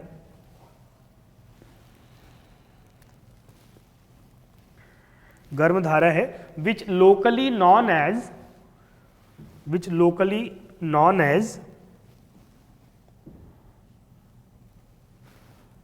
L Nino, locally known as El Nino which means baby Christ, जिसे स्थानीय भाषा में अल नीनो कहते हैं, जिसका अर्थ है बेबी क्राइस्ट ही लिख लो, बच्चा अच्छा लगता, क्राइस्ट बच्चा, बेबी क्राइस्ट। अल नीनो कहते हैं जिसका अर्थ है बेबी क्राइस्ट। क्राइस्ट मतलब जीसस क्राइस्ट। कब जन्म हुआ था उनका? 25 दिसंबर। क्रिसमस मनाते हैं ना जो लोग उनको मानते हैं, वो कहाँ पर जन्म हुआ था? कौन बताएगा इसका आंसर? बेबी क्राइस्ट का। मैं तो पेरू कोस्ट बोल देता। वैसे कहाँ जन्म हुआ था? नहीं, गलत। वेटिकन सिटी में तो बहुत बाद में क्या नाम है सेंटर बना है क्रिश्चियनिटी का। उससे पहले वहाँ लोग कोई क्रिश्चियन, यूरोप लोग बहुत पहले पसंद करते नहीं थे क्रिश्चियंस को। अगर आप पुरानी फिल्में देखोगे आप, ग्रीक की, रोमन्स की, है ना, तो बहुत झगड़ा हुआ है क्रिश्चियंस का और वहाँ के लोकल्स का। उसे क्रूसेड कहते थे। जैसे जिहाद होता है ना, जिहाद होता है इस्लाम में, क्रिश्चियंस में क्रूसेड धर्म युद्ध चलता था कि या तो क्रिश्चियन बन जाओ या फिर जान से हाथ गंवाओ, ऐसा करके। ठीक है, कहाँ जन्म हुआ था ईसा मसीह का? कौन बताएगा? ये भगवान, अखबार पढ़ते हैं लोग। ठीक है, उनका जन्म हुआ था जो आज का इजराइल है, वहाँ पर एक जगह थी नाजरेथ, ऐसा कहते थे उसको। ठीक है, दोनों शब्द चलते हैं, कुछ कहते हैं बेथलेहम, कुछ कहते हैं नाजरेथ, वो दोनों जगह अगल बगल में ही है। ये जो तीनों जो धर्म हैं, इस्लाम, क्रिश्चियनिटी और यहूदी, इन तीनों का जन्म एक ही जगह पर है। ठीक है, एक ही जगह पर है। वहाँ पर तब यहूदी धर्म चलता था। उसी खुद भी वो यहूदी थे, जो ईसा मसीह थे वो कौन थे? हाँ, जूस थे, यहूदी थे। ठीक है, और यहूदियों के राजा ने ही उनको चढ़ाया था किस पर? हाँ सूली, सूली तो नहीं थी वो, फांसी थी। सूली अलग चीज़ होती है, ठीक है। There is a very difference in सूली एंड वो जो क्या होता है क्रॉस, है ना। तब वहाँ पर वही तरीका हुआ करता सज़ा देने का, वो जनरल तरीका था कि उसी पे किसी को बांधते थे। अभी मैं पिछले हफ्ते ही मैं एक फिल्म देख रहा था, वलहला ऐसा करके फिल्म है, ग्रीक और रोमन्स के ऊपर बनी हुई फिल्म है। तो उसमें आपको दिखाई देगा कि वहाँ पे जनरल सज़ा देना मतलब क्या था, उस पर बांध के टांग दो आदमी को, वो तरीका था सबको सज़ा देने का, ऐसा हुआ करता था। चलो ठीक है, तो चूंकि ये 25 दिसंबर के आसपास होता है, अब 25 मतलब वो 20 भी हो सकता है, 15 भी हो सकता है, 25 मतलब वो 30 दिसंबर भी हो सकता है, 5 जनवरी भी हो सकता है। तो इसलिए उसको नाम ही क्या पड़ गया है, बेबी क्राइस्ट, कि उनके आने पर यहाँ पर हर 3-4 साल पर एक धारा चलती है जो नॉर्मली ठंडी थी, अब क्या हो गई है, गर्म धारा हो गई है। समझ में आई ये बात? ठीक है। अब जब यहाँ से गर्म धारा ये ऐसे बहना शुरू होगी तो ऑब्वियस सी बात है उसका असर किसके ऊपर हो जाएगा, दोनों ओशियन के जो किनारे थे उनके प्रेशर पर, यानी कि जो यहाँ पर प्रेशर था और यहाँ पर प्रेशर था, दोनों क्या हो जाएगा, बदल जाएगा। नॉर्मली यहाँ पर ठंडी धारा चल रही होती है, हाई प्रेशर होता है, गर्म धारा चलेगी, लो प्रेशर हो गया। यहाँ पर लो प्रेशर हो गया तो इसी समंदर के दूसरे किनारे पर क्या हो जाएगा, हाई प्रेशर। ये हाई प्रेशर हमारे हाई प्रेशर को वीक कर देगा। ठीक है, समझ में आई बात? तो इसी प्रेशर सिस्टम को बदलने को हम लोग कहते हैं Indian ocean dipole. Geography optional में ये शब्द ज़्यादा मिलता है, ठीक है। इन जनरल इसको हम लोग क्या कह देते हैं, एल नीनो। दूसरा वर्ड होता है ला नीनो। वो जब नॉर्मल सिचुएशन तो ला नीनो, बदल गया तो क्या हो गया, एल नीनो। ठीक है, तो ये हमारे लिए ठीक नहीं होता, केवल हमारे लिए नहीं बल्कि इस आसपास के कई दर्जन देशों के लिए ठीक नहीं होता है ना, क्योंकि कई 100 किलोमीटर में धारा क्या होती है, पूरे प्रेशर सिस्टम को ही चेंज कर देती है। तो उस साल वहाँ पर बहुत ज़्यादा गर्मी पड़ती है, सूखा क्षेत्र होगा वहाँ पर बहुत ज़्यादा सूखा पड़ेगा। ठीक है, जो बारिश वाला क्षेत्र है बहुत ज़्यादा बारिश होगी, लो प्रेशर बन गया है तो बहुत ज़्यादा बारिश होगी, तो बाढ़ को भी बढ़ाएगी, पैरेलली क्या बढ़ाएगी, ये सूखे को भी। तो इस पूरे इलाके के अंदर ही यहाँ पर एल नीनो को कोई भी ठीक नहीं मानता, ये नुकसानदायक है पूरे दुनिया भर के लिए। कोई कन्फ्यूजन? चलो आगे बढ़ते हैं, नेक्स्ट पॉइंट।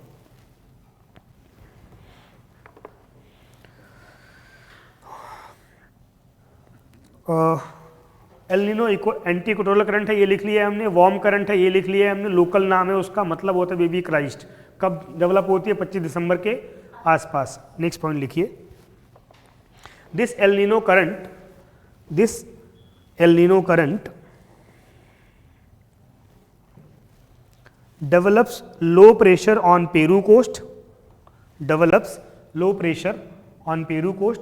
ये एल नीनो धारा पेरू तट पर निम्न दाब क्षेत्र बनाती है, निम्न दाब क्षेत्र बनाती है। पेरू तट पर निम्न दाब क्षेत्र बनाती है, which makes heavy rainfall and flood situation develops in Peru, which makes heavy rainfall and flood situation develops in Peru, जिससे भारी बारिश के कारण पेरू में बाढ़ की स्थिति बनती है। अब पेरू और आसपास के देशों के अंदर ही बन सकती है।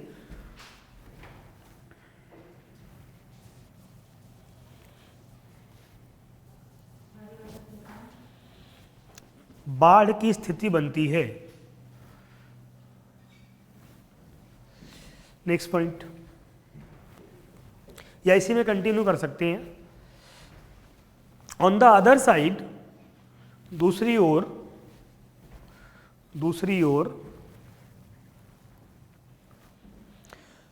a cold current develops, a cold current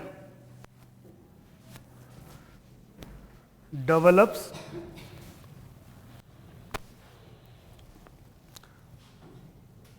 on the eastern coast of Australia. A cold current develops on the eastern coast of Australia due to, Hindi में लिखिए, दूसरी ओर ऑस्ट्रेलिया के पूर्वी तट पर, ऑस्ट्रेलिया के पूर्वी तट पर। मैंने आपको डाउन वेलिंग और अप वेलिंग बताया था, याद है? डाउन वेलिंग, अप वेलिंग, क्रीपिंग। तो क्या हिंदी में क्या टाइम डाउन वेलिंग में क्या बोला था हमने हिंदी में? और अपवेलिंग को अधोमुखी और ऊपरी मुखी, है ना, लिख लीजिए। क्या बोला मैंने अभी? ऑस्ट्रेलिया के पूर्वी तट पर अपवेलिंग ब्रैकेट में ऊपरी मुखी गति लिख लो ताकि एग्जैक्ट वर्ड पता रहे। अपवेलिंग ऊपरी मुखी गति के कारण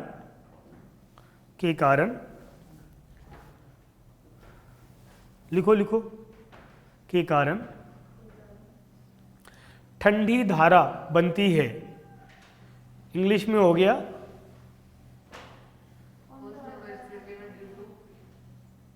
हाँ, due to upwelling on the eastern coast of Australia, due to upwelling.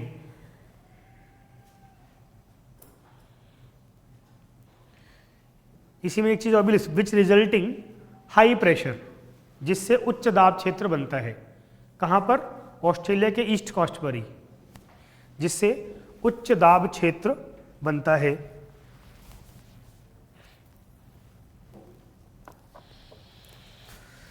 Full stop, continue करना है इसी में।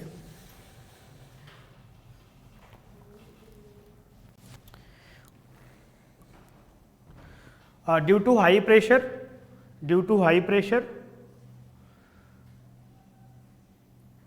comma no rain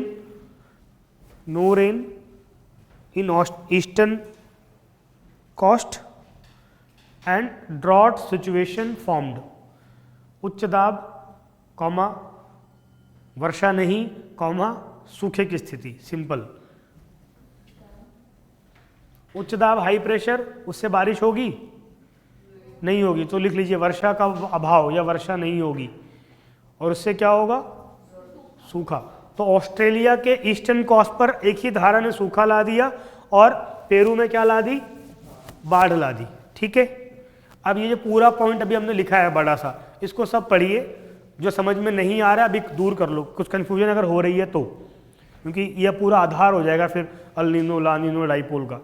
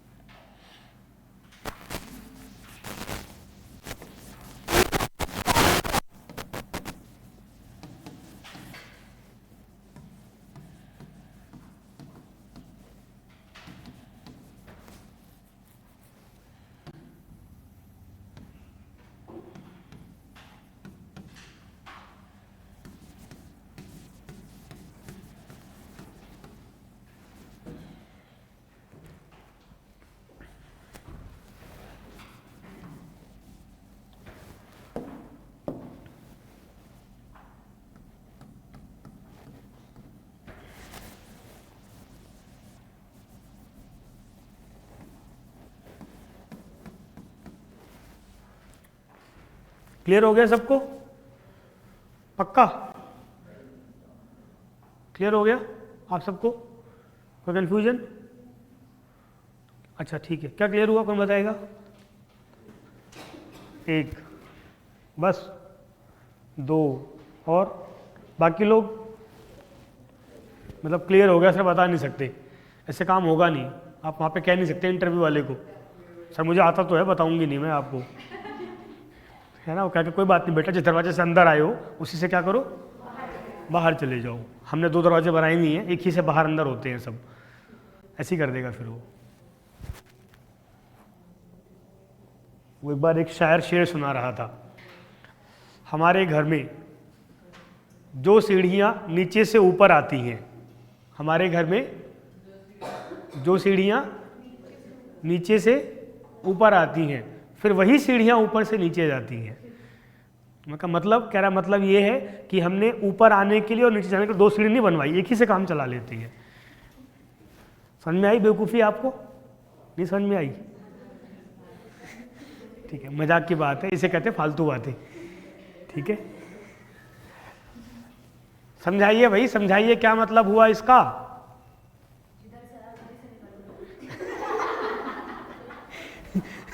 किसने बोला ये? नहीं बोला तो बहुत सही है, बिल्कुल ठीक बात है।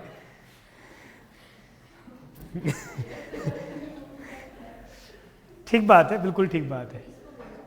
चलो तो सिंपल सी बात है, समझिए समझिए, ये आपको दिख रहा है दक्षिण अमेरिका, दिख रहा है इस मैप में उस तरफ है, ठीक है। उससे कोई फर्क पड़ता नहीं है, दुनिया घूमती रहती है, दुनिया गोल है ना हमारी, तो सब कुछ एक दूसरे के बगल में ही है, कोई किसी के पहले या बाद में नहीं है, सब कुछ एक दूसरे की क्या है, अगल बगल में है, ठीक है। तो ये जो साउथ अमेरिका है, यहाँ पर देश कौन सा है, पेरू, ठीक है। इस कॉन्टिनेंट का ये हो गया पश्चिमी किनारा, वेस्टर्न कोस्ट, ठीक है। ये जो महासागर है, इस महासागर कौन सा किनारा हो गया, ईस्टर्न कोस्ट। ये है हमारा ऑस्ट्रेलिया, इसका ये वाला इलाका कौन सा कोस्ट हो गया, महाद्वीप का ईस्टर्न कोस्ट, जबकि पूरे समंदर का, ये मैंने पहले ही बताया हुआ, ईस्टर्न वेस्टर्न सेम चीज होती है ना। कॉन्टिनेंट और ओशियन के रेफरेंस की बात करेंगे अगर हम तो, ठीक है। अब यहाँ पर इन जनरल नॉर्मल टाइम में एक धारा बहती है, महासागरीय धारा, ओशियन करंट, पानी की धारा, जो कैसी होती है, ठंडी होती है, जिसका नाम क्या होता है, पेरू करंट, ठीक है।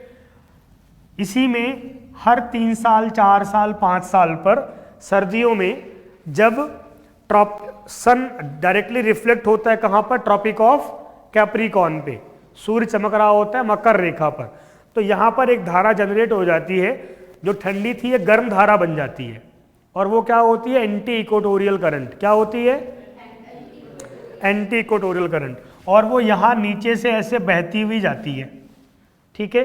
यहाँ पे तो गर्म हो गई, तो यहाँ पे प्रेशर हो गया लो, फिर यहाँ से बहती हुई गई, नीचे गई, ठंडी हो गई, यहाँ पे फिर इसका अपवेलिंग होगा, ऊपर आएगी, यहाँ प्रेशर कैसा कर देगी, वो हाई प्रेशर कर देगी। ये बात समझ में आ गई, ठीक है।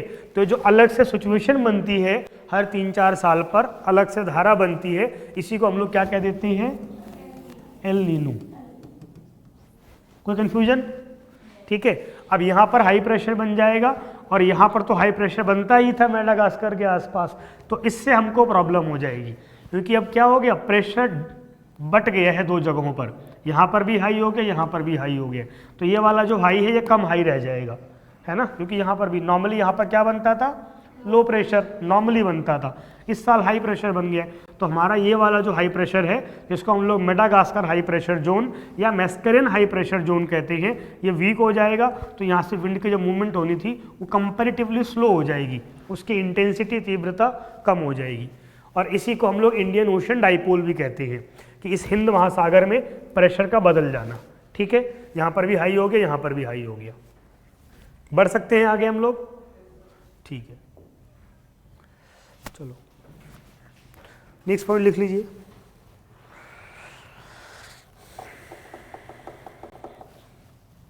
Next point, this El Nino current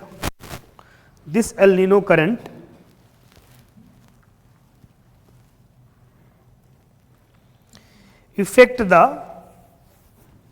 the high pressure cell or Walker cell in Indian Ocean. This El Nino affect the high pressure cell or Walker, WALKER, Walker cell in Indian Ocean,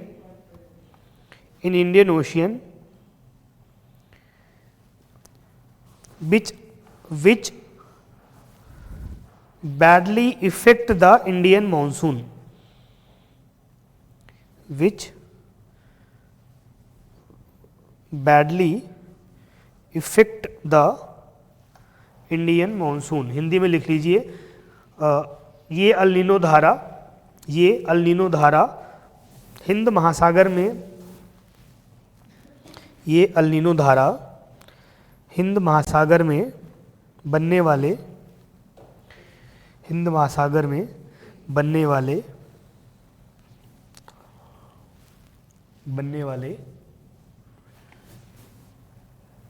उच्च दाब क्षेत्र slash cell कर लेना, या walker cell, उच्च दाब क्षेत्र या सेल, या वॉकर सेल, उच्च दाब सेल या वॉकर सेल को संकुचित कर देती है या को प्रभावित करती है, एक कोई गल है, को संकुचित कर देती है, को संकुचित कर देती है, जिससे भारतीय मॉनसून नकारात्मक रूप से प्रभावित होता है, जिससे भारतीय मॉनसून नकारात्मक रूप से प्रभावित होता है।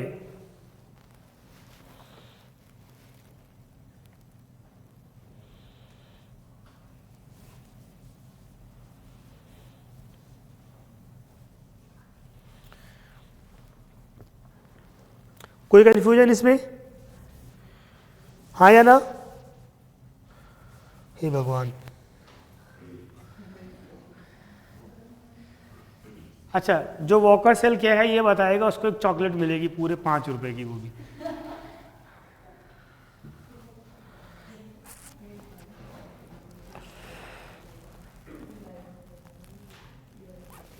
चलो सवाल को और आसान कर देते हैं। ये जो सेल बोला मैंने अभी, cell, Hadley cell, Walker cell, Ferrel cell, ये सेल्स क्या होती हैं, ये जो बताएगा उसको भी चॉकलेट मिलेगी।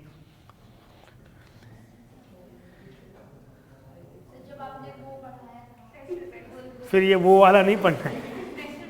हाँ, जब प्रेशर बेल्ट पढ़ा था हमने, तो आपने कहा था इक्वेटर पर लो प्रेशर बनता है तो वहां से हवा ऊपर की तरफ उठती है, फिर वहां पे जाके बाइफरकेट हो जाती है, ऊपर जाते नीचे जाते नॉर्थ साउथ की तरफ, फिर वहां पे जाके डिसेंड होती है। कहाँ पे जाके? वहाँ पे? 23 हाँ, ठीक बात है। वहां पे जाके डिसेंड होती है, फिर वहां से फिर बाइफरकेट हो जाती है, लो प्रेशर की तरफ नॉर्थ में चली जाती है, और फिर वहां जाके फिर वो जो सेल बनता है उनको। बिल्कुल ठीक बात है, बहुत सही बताया इन्होंने। ठीक है, तो मैंने बताया था, अगर आपको याद होगा तो, याद तो कुछ कुछ को ही है, चॉकलेट से याद आ गया। हमने प्रेशर सेल पढ़ा था, ये इक्वेटर है, क्या है 0 डिग्री, ये है 23.5 डिग्री।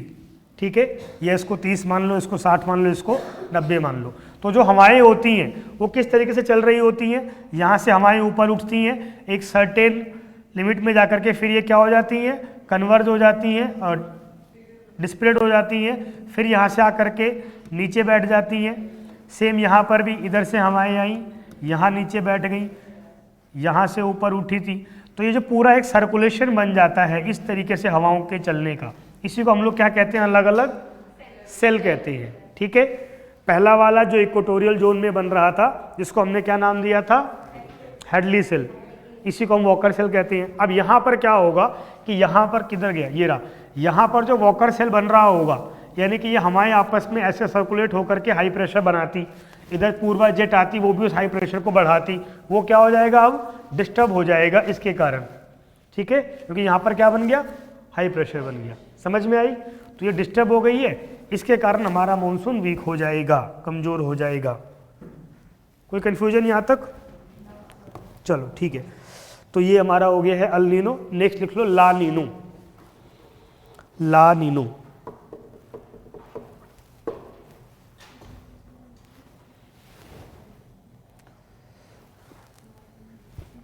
LA ला नीनो लिख लीजिए। कोल्ड करंट कॉमा, उसी पर एक ही पॉइंट में लिखो, cold current comma develop after El Nino, develops after El Nino. Hindi में लिखते रहिए, ठंडी वायु, ठंडी धारा, महासागरीय धारा है, ठंडी महासागरीय धारा कॉमा एल नीनो धारा के बाद बनती है, कॉमा ठंडी महासागरीय धारा कॉमा एल नीनो धारा के बाद बनती है, कॉमा कहाँ से कहाँ की ओर चलेगी, ठंडी धारा कहाँ से कहाँ चलती है, पोल से, हाँ तो लिख लीजिए flowing from south pole to Peru coast, दक्षिणी ध्रुव से पेरू तट की ओर चलती है।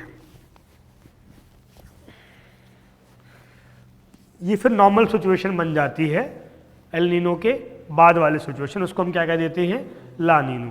क्योंकि जिस साल एल नीनो आएगी तो उसके बाद ये थोड़ा सा डिस्टर्ब करेगी मौसम को, क्योंकि पहले गर्म आ गई थी फिर ठंडी दोबारा से आई है, तो थोड़ा सा ये तंग करती है वहाँ के स्थानीय मौसम को। कोई कन्फ्यूजन इस सब में? तो यहाँ पर ये हमारा खत्म होता है क्या, क्लाइमेट, इंडियन क्लाइमेट, भारतीय जलवायु या भारतीय मॉनसून। हमने टोटल 4 मौसम पढ़े हैं क्लाइमेट के अंदर, सर्दी का, गर्मी का, उसके बाद मॉनसून का, जिसके 2 डिवीजन थे, है ना। इसके बाद इसके साथ ही एक चीज़ मैंने लिखाया नहीं है, मैंने खाली बताया था, factors determining the climate of India या factors affected the climate of India, यानी भारतीय मॉनसून को प्रभावित करने वाले कारक यहाँ पर दिए हुए हैं। ये कॉमन है, कुछ अलबेला है यहाँ पर, ऐसा नहीं है, डिस्कस हमने किया ही था। ये कहीं भी क्लाइमेट को प्रभावित करेंगे, जैसे अक्षांश, लैटिट्यूड, हिमालय पहाड़, distribution of land and water, जल और पानी का, जमीन और पानी का वितरण, समुद्र से दूरी, ठीक है। अगर आपने विंड्स हमने पढ़ी थी, आपको याद होगा, लैंड ब्रिज, सी ब्रिज, उसको अप्लाई करना है यहाँ पर, ठीक है। एल्टीट्यूड यानी कि ऊंचाई, तो ये सब फैक्टर्स हो गए। फिर हमने पढ़ा इसके बाद कि भारत में 4 तरह के सीजन मिलते हैं। अब इसमें एक चीज़ लिखा हुआ है, the nature of Indian monsoon, इसमें 2 चीज़ें रखी है, onset of the monsoon, break in the monsoon, ठीक है। ऑनसेट यानी कि जब मानसून का आता है, ब्रेक क्यों हो जाता है, मैंने आपको बताया अभी, ITCZ ब्रेक कर देता है मानसून को, ठीक है। यहाँ पे अगर देखेंगे तो ब्रेक इन द मानसून में लिखा हुआ है, during the south west monsoon period after having rains for a few days, if rain falls to occur for 1 और मोर वीक्स, रुक जाता है, it is known as break in the monsoon. इसको monsoon का रुक जाना या मानसून में बाधा आना कहते हैं। क्यों होता है ये? These dry spells are quite common during the rainy season, ये नॉर्मल बात है। These breaks in the different regions are due to different region, अलग अलग क्षेत्र में अलग अलग कारण हो सकते हैं। नंबर 1, उत्तर भारत में, नॉर्थ इंडिया में क्या होता है, ITCZ, along the monsoon trough और द ITCZ, ठीक है। दूसरा, ओवर द वेस्ट कोस्ट यानी पश्चिमी तट पर, गुजरात, उसके नीचे Maharashtra, the dry spells are associated with days when winds blow parallel to the coast, यानी कि जब हवाएं तट के साथ साथ चलती रहती हैं तो उससे बारिश तो होगी। बारिश कहाँ पर होती है? वो समंदर के अंदर बारिश हो रही होती है। अब मान लो इंडियन ओशन में बारिश हो रही है तो हमें कोई फ़र्क पड़ेगा उससे? समंदर में तो 1000 लीटर पानी है, 1100 हो जाए, क्या फ़र्क पड़ रहा है उसको, क्या फ़र्क पड़ रहा है हमें, है ना। तो यहाँ पर हवाएं तट के साथ साथ बहती हैं। बारिश कब होगी? जब वो हवाएं टकराएंगी वेस्टर्न घाट से, तब बारिश होगी, ओरोग्राफिक रेन बनेगी, पर्वतीय वर्षा बनेगी, ठीक है। चलो, overall the rhythm of seasons, 4 तरह के सीजन थे जो अभी आप लोगों ने बताए, cold weather, hot weather, south west monsoon, retreating monsoon, इसी को आता हुआ मानसून, जाता हुआ मानसून भी कह देते हैं। साउथ वेस्ट मतलब आता हुआ मानसून, रिट्रीविंग मानसून, या इसी को हम लोग कह देते हैं नॉर्थ ईस्ट मानसून, ठीक है। हवाओं के डायरेक्शन की बात है, अगर यहाँ से जा रहा है तो साउथ वेस्ट की तरफ से हवाएं गई, यहाँ से आएंगी तो नॉर्थ ईस्ट से हवाएं आ जाएंगी, ठीक है। तो ये उन्हीं के अलग अलग नाम हैं। फिर किस मौसम में कहाँ पर क्या होता है ये पढ़ा हमने, ITCZ क्या था ये पढ़ा। यहाँ पे नीचे दिया हुआ है El Nino and Indian monsoon, जो अभी हमने सारा पढ़ा हुआ है। मैं एक बार तब भी इसको देख ले रहा हूँ। El Nino is a complex weather system that appears once every 3 to 7 years. अब NCERT क्या बोल रहा है, 3 से 7 साल में, क्योंकि बहुत कॉम्प्लेक्स है, कुछ फिक्स नहीं है। कई बार ऐसा भी होता है कि 2 साल तक बना रहती है सिचुएशन, यानी कि लगातार 2 साल तक एल नीनो बना रहता है। तो जब ऐसा होगा तो क्या होगा, भारी सूखा या भारी वर्षा, अलग अलग जगह पर अलग अलग चीज़ें होंगी। इंडिया के अंदर, ऑस्ट्रेलिया के अंदर सूखा पड़ जाएगा, साउथ अमेरिका में क्या हो जाएगी, भारी बारिश हो जाएगी, आइलैंड कंट्रीज के अंदर क्या हो जाएगी, भारी बारिश हो जाएगी, ठीक है। ब्रिंगिंग ड्रॉट यानी कि जो सूखा भी लाता है, फ्लड्स बाढ़ भी लाता है, and other weather extremes to different parts of the world, अलग अलग जगहों पर एक्सट्रीम चीज़ें होंगी। जहाँ पर बारिश होती है खूब बारिश होगी, सूखा होता है खूब सूखा होगा, गर्मी होगी खूब गर्मी होगी, ऐसे वाला। The system involves oceanic and atmospheric phenomena with the appearance of warm current off the coast of Peru in the eastern Pacific and affects weather in many places including India. कुछ कन्फ्यूजन है इसमें, नीचे पानी की धारा और ऊपर हवा, दोनों मिला करके बन रहा होता है ये। El Nino is merely an extension of the warm equatorial current, यानी कि ये गर्म विषुवतीय धारा का ही विस्तार है, फैला हुआ रूप है, which gets replaced temporarily by cold Peruvian current, जिसको हम्बोल्ट करंट भी कहते हैं, जो बदल जाती है कभी कभी। This current increases the temperature of water on the Peruvian coast by 10 degree Celsius, यानी कि 10 डिग्री तक अधिक गर्म कर देती है पानी को ये, जिसके कारण क्या होगा, जो हमने लिखा था भी वही सारा होगा, distortion of equatorial atmospheric circulation, यानी कि यहाँ पर जो सेल का सर्कुलेशन था, जिसको हम कहते हैं एटमॉस्फेरिक सर्कुलेशन, वो सारा क्या हो जाएगा, डिस्टर्ब हो जाएगा। ठीक है। इरेगुलरिटीज इन द इवेपोरेशन, जहाँ पे ठंडा हो गया वहाँ पर पानी, वहाँ पे वाष्पीकरण ही नहीं होगा, ऑब्वियस सी बात है, वहाँ से हवा गुजरेगी भी तो सूखी गुजरेगी, उसको ह्यूमिडिटी नहीं मिल पाएगी फिर। And the next one is reduction in the amount of planktons, अब ये भी कि अच्छा इंपैक्ट है, ध्यान रखिएगा, यानी कि जो प्लवक होते हैं समंदर के अंदर उनकी भी कमी हो जाएगी, which further reduces the number of fish in the sea, जिससे समंदर में क्या हो जाएंगी, मछलियों की भी कमी आ जाएगी, क्योंकि मछलियाँ किस पर जीवित है, प्लैंक्टन के ऊपर, प्लवक के ऊपर जीवित है। ठीक है। The word El Nino means child Christ, छोटा बच्चा या क्राइस्ट बच्चा होता है, क्राइस्ट का बच्चा मत लिखना कोई भी, ठीक है। हाँ, कई जगह देखा है मैंने, वो लिख देते हैं बेबी ऑफ क्राइस्ट, क्राइस्ट का बच्चा नहीं होता है, the baby form of Christ होता है ना। आपने कभी क्रिसमस देखा है मनाते हुए किसी को? ठीक है, छोड़ो। यूरोप में जो पोप मनाते हैं उसमें क्या होता है नॉर्मली, मतलब मैंने भी देखा नहीं है, छुट्टी होती है उस दिन वैसे नॉर्मली, तो और भी चीज़ें होती हैं, ठीक है। लेकिन यूरोप में जो पोप होते हैं वो क्या करते हैं कि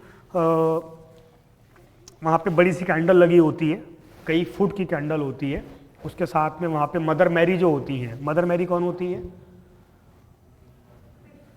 देखो धर्म कोई भी फॉलो करो, थोड़ी थोड़ी जानकारी सबके बारे में होनी चाहिए, ठीक है ना। मदर ऑफ क्राइस्ट है ना, देखा होगा आपने चर्च में नॉर्मली 2 तरह की मूर्तियाँ लगी होती हैं, अगर लगी होती हैं तो, ठीक है। एक तो किसकी लगी होती है, क्राइस्ट की मूर्ति होती है, ईसा मसीह की लगी हुई होती है, और एक कई बार एक माँ की लगी, इनके हाथ में बच्चा होता है, तो वो कौन होती है, ईसा मसीह की मदर होती है, ठीक है। मरियम या मदर मैरी ऐसे वर्ड्स चलते हैं उनके लिए। तो वहाँ पर क्या होगा, उनकी तस्वीर लगी होती है, उनके नीचे एक बड़ी सी टोकरी में बच्चे का एक वो रखा होता है, मतलब मूर्ति सी या पुतला सा कह सकते हैं, तो वो उसको टॉवल से रिमूव करते हैं, रेशमी कपड़ा होता है, वहाँ से वो क्रिसमस की शुरुआत करते हैं पॉप। नॉर्मली ऐसा होता है, क्योंकि उस दिन किसका जन्म हुआ था, ईसा मसीह का। आज से कितने साल पहले हुआ था, 2030 साल पहले, ठीक बात है, ठीक है। तो चाइल्ड क्राइस्ट कहते हैं because this current appears around Christmas in December. अब मैंने 25 दिसंबर लिखा है, इसने अराउंड क्रिसमस लिखा है, इसने थोड़ा शराफत वाली भाषा में लिखा हुआ है। December is a summer month in Peru, ये तो कॉमन सेंस की बात है कि साउथ हेमिस्फीयर में क्या होती है उस टाइम पर, गर्मियाँ होती हैं। एल नीनो, आगे पढ़ रहा हूँ, El Nino is used in India for forecasting long range monsoon rainfall, यानी कि लंबे समय तक मानसून जाएगा हमारा। एल नीनो आया होगा तो क्या होगा, मानसून रुक रुक करके आएगा, तो एक साथ बारिश सिचुएशन नहीं आएगी, लंबे टाइम तक चलेगा। 90-91 there was a wild El Nino event and the onset of south west monsoon was delayed over most part of the country ranging from 5 to 12 days, यानी कि 12 से 15 दिन मानसून लेट आया था। आप बोलेंगे इसमें कौन सी बड़ी बात हो गई, लेकिन किसी किसान से पूछिए, उसके लिए अगर फसल 3 दिन भी लेट हो जाती है, 4 दिन भी, तो बहुत बड़ी बात हो जाती है, ठीक है। तो मानसून का अगर 1 हफ्ते भी लेट आना होता है, उसका बहुत बड़ा प्रभाव पड़ता है हमारी इकॉनमी के ऊपर। तो ये हमने पढ़ा। फिर फैक्टर्स हम लोगों ने पढ़ लिए थे, अलग अलग सीजन्स में क्या सिचुएशन होती है ये हमने पढ़ा। लोकल जो नाम थे इन बारिशों के, प्री बस्ट या प्री मानसून शावर, वो पढ़ा। हाँ, इसमें 2 चीज़ें हैं जो भी हमने नहीं पढ़ा है, मैं देखता हूँ शायद इसके अंदर दिया। अच्छा, इस कुछ चीज़ें यहाँ पे देख लेते हैं, फिर 2 चीज़ करूँगा जो लास्ट में दे रखा है। एक बार इधर फोकस हो जाइए सब लोग, समझने वाली चीज़ है, इसलिए थोड़ा सा कमर अपनी जो है उसको ऐसे कर लीजिए, रीढ़ की हड्डी जो है ना सीधी कर लीजिए।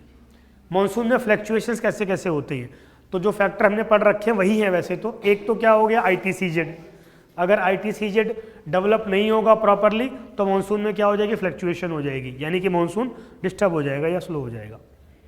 दूसरा जो ये ट्रफ बन रहा था, है ना, जो नॉर्दर्न प्लेन्स में आकर के गर्त बन रहा था मानसून का, वो गर्त नहीं बनेगा, तब भी यहाँ पर प्रॉपर तरीके से मानसून नहीं आ पाएगा। तीसरा, जो south subtropical western jet stream है, यानी कि पछुआ विक्षोभ या पश्चिमी विक्षोभ है, अगर वो नहीं आएगा या वो हिमालय के साउथ में आ गया, तब भी हमारा मानसून क्या हो जाएगा, डिस्टर्ब हो जाएगा। वो हिमालय के साउथ में रह गया तो।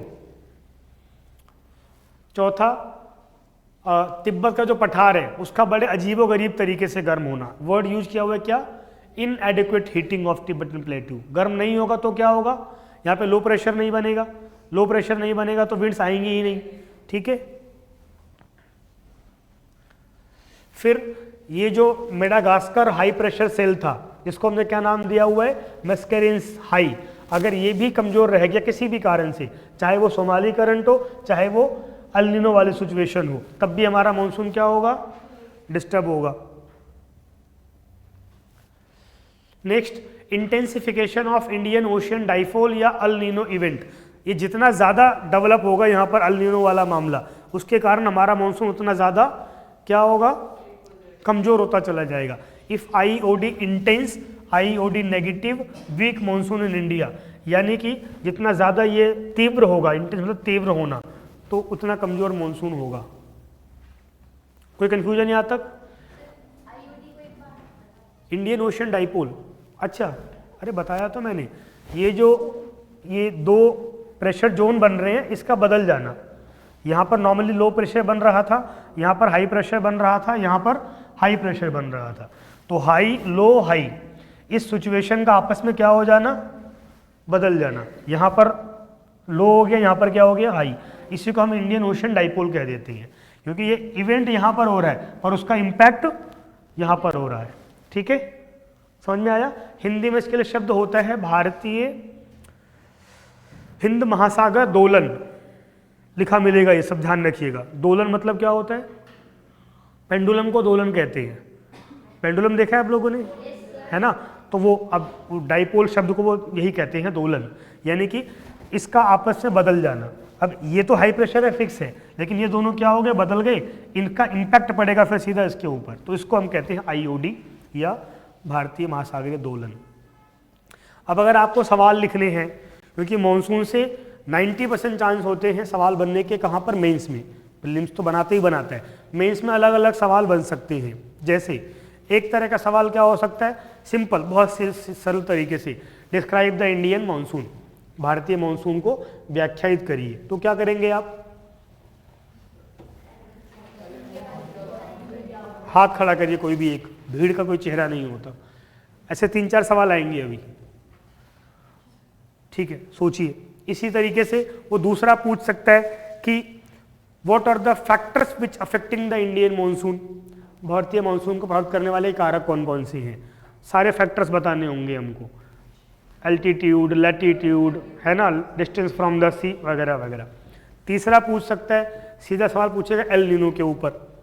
एल नीनो क्या है, एल नीनो दुनिया को कैसे प्रभावित करता है, और भारतीय मानसून के संदर्भ में इसको विशेष रूप से बताइए, है ना, specially mentioned in the reference of Indian monsoon. तो एल नीनो इन जनरल क्या है ये बताना होगा, उसका इफेक्ट साउथ अमेरिका पे क्या होता है, उसका इफेक्ट ऑस्ट्रेलिया पे क्या होता है ये बताना होगा, और फिर वो कैसे इंडियन मानसून को इफेक्ट करता है ये बताना होगा, ठीक है। तो 3-4 तरीके से सवाल इसके ऊपर बन सकते हैं। मैं कुछ सवाल भेज दूंगा आज अमन सर को, आपको लिख करके लाना है मानसून के ऊपर, ठीक है, बिना लिखे इसमें नहीं होगा। एक कहावत है कि बिना मरे स्वर्ग नहीं दिखता, सुना आप लोगों ने, स्वर्ग है, पर स्वर्ग देखना तो क्या करना पड़ेगा, मरना पड़ेगा, है ना, मरेंगे तभी स्वर्ग है कैसा है ये दिखाई देगा। सेम विद द UPSC, अभी एक मूवी आई है 12th फेल, है ना, हाँ, तो शांतम पापम पापियों शांत हो जाओ, 11:47, जब उसकी शूटिंग हो रही थी पिछले साल ये ठंड के टाइम में, नवंबर में, तो दिल्ली में बिरला मंदिर है एक, सुना आप लोगों ने, बिरला मंदिर है, बिरला मंदिर के बगल में एक स्कूल है, शांतम पापम पापियों शांत रहो, उसके बगल में एक स्कूल है, अब उसको कहते हैं अटल आदर्श विद्यालय, पहले उसका नाम कुछ और हुआ करता था, ठीक है। तो ऐसी फिल्में जहाँ पर कोर्ट दिखाना होता है, कॉलेज दिखाना होता है, उसके 90% शूटिंग कहाँ पर होती है, उसी स्कूल में होती है, क्योंकि बहुत अच्छा बना हुआ है। मतलब वो है तो वो सेकेंडरी स्कूल, पर वो बना हुआ है किसी यूनिवर्सिटी जैसा, ये बहुत पुराना बना हुआ है वो, ठीक है। तो बाय डिफ़ॉल्ट मैं 2 दिन के लिए वहीं पर था उसी स्कूल में, वहाँ 2 दिन की मीटिंग थी हमारी। सोशली में एक्टिव हूँ तो मेरी मीटिंग ऐसी चलती, 3 दिन 4 दिन मीटिंग चलती लगातार, फिर वहीं रहते हम लोग। और तभी शूटिंग वहाँ पर उसकी हो रही थी। उसमें 2 सीन्स की शूटिंग हुई थी। एक तो एग्ज़ाम देने वाला, जब वो एग्ज़ाम देते हैं ना, एग्जामिनेशन हॉल में बैठे होते हैं, वो क्लासरूम बनाया था, तो उसी में हमारी मीटिंग थी उसी हॉल में। तो हमने कहा हमने बुक कर रखा है, आपको नहीं मिलेगा। उन्होंने कहा हमने ही बुक कर रखा है, ऐसे मत करो। तो फिर रात में उनको दिया था, तो सुबह उनके 3:30 से शूटिंग शुरू होकर के 8 तक ख़त्म हो गई थी, क्योंकि हमारी मीटिंग फिर 8 बजे के बाद शुरू होती थी, ब्रेकफास्ट के बाद। तो अभी खूब डिस्कशन चल रहा है उस मूवी के ऊपर, सुना है आप लोगों ने? तो वो जो मूवी है किसके ऊपर बनी हुई है? IPS मनोज, ठीक है, ठीक ही बता रहे हो आप लोग, ठीक है। हाँ, तो उनको कभी सुनिए, अभी उनका ललन टॉप पे एक इंटरव्यू आया उनका और उनकी धर्मपत्नी का, तो उसके कुछ क्लिप्स मुझे किसी ने भेजे, मेरा एक दोस्त है उसी चैनल में काम करता है, उसने भेजे। तो 2-3 क्लिप्स मुझे बड़ी शानदार लगी। वो बहुत ईमानदारी से कहते हैं कि मैंने तैयारी शुरू की, तो जो उनके धर्मपत्नी है, जिनका नाम है श्रद्धा, है ना, आपस में डिस्कस किया दोनों ने कि यार देखो मुझे साइंस वाइंस समझ में नहीं आती है, क्योंकि उनका एकेडमिक बैकग्राउंड बहुत पुअर हुआ करता था। तो कहते साइंस समझ में मुझे आती नहीं है, आंसर राइटिंग करना भी नहीं आता। तो उन्होंने कहा प्रीलिम्स में तो ठीक है, चलो साइंस कवर हो जाएगा, पॉलिटी से हिस्ट्री से कवर हो जाएगा, पर आंसर राइटिंग पर तो मेहनत करनी पड़ेगी। फिर मेहनत करना शुरू करते हैं, थोड़ा सा डेवलप करते हैं। वो कहते भी है कि अगर मेरी आंसर राइटिंग अच्छी रही होती तो शायद वो टॉप 10 में भी होते, टॉप 10 में नहीं आ पाए, उसके बावजूद बहुत ज़्यादा फेमस है वो टॉप 1 वाले से भी। उसी में एक और इंटरेस्टिंग चीज़ है, मतलब वो सामान्य ज़िंदगी से जुड़ी है। कह रहे कि वो बहुत ईमानदार है, बहुत ज़्यादा ईमानदार, इतने ईमानदार है कि अपनी बहन की शादी के लिए उनको कर्ज लेना पड़ा था। IPS है वो, पर तब भी उन्होंने कर्ज लेना पड़ा था, इन्हीं से लेके गए थे अपने विकास दिव्यकीर्ति सर से। तो वो बाकायदा कहते हैं कि जब हम फाइनल हो गया सिलेक्शन, तो अपनी वाइफ से कहा कि भाई कौन सी गाड़ी चाहिए तुमको, तो ना गाड़ी वाड़ी तो कोई सी भी हो, लाल बत्ती लगी होनी चाहिए, दैट इज़ सफिशिएंट। क्योंकि गाड़ी कौन सी है दैट इज़ नॉट इम्पॉर्टेंट, उसके ऊपर लाल बत्ती लगी है दैट इज़ इम्पॉर्टेंट।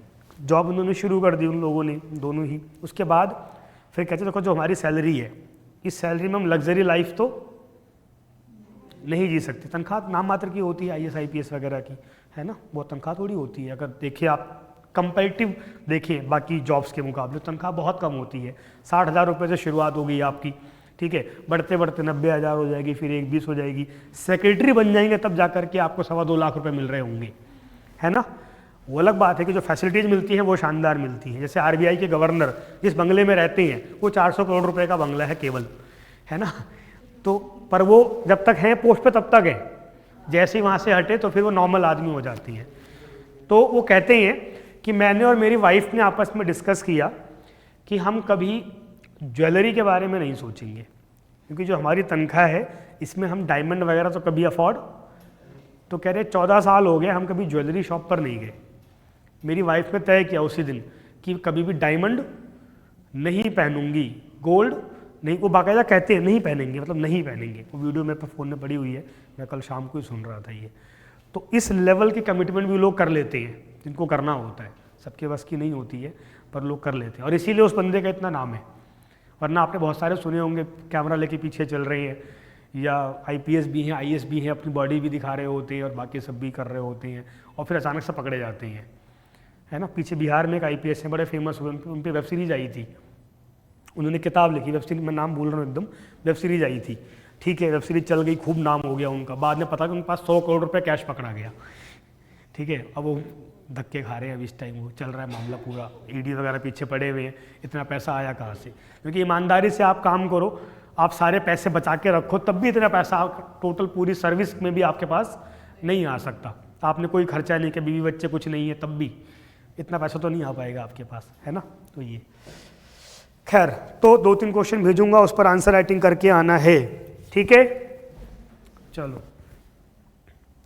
ये सारा बताया हुआ है जो हमने कल पढ़ा था, अलग अलग ब्रांचेज कैसे कैसे, कौन सी ब्रांच यहाँ पे डिवाइड हो रही है, bay of Bengal branch, Arabian sea branch, ठीक है, PDF मिलेगी, बिल्कुल मिलेगी, गारंटी है मेरी। मैं आज ही जा करके थोड़ा सा वर्कआउट करके सारी ही इकट्ठे भेज दूंगा आज या कल में, ठीक है। तो ये अलग अलग आप पढ़ लीजिएगा, ये हम लोग बहुत अच्छे से पहले ही पढ़ चुके हैं। इसके बाद दूसरी PDF में कुछ चीज़ें ऐड ऑन है, वो देख लेते हैं, फिर हमारे चैप्टर ख़त्म होगा।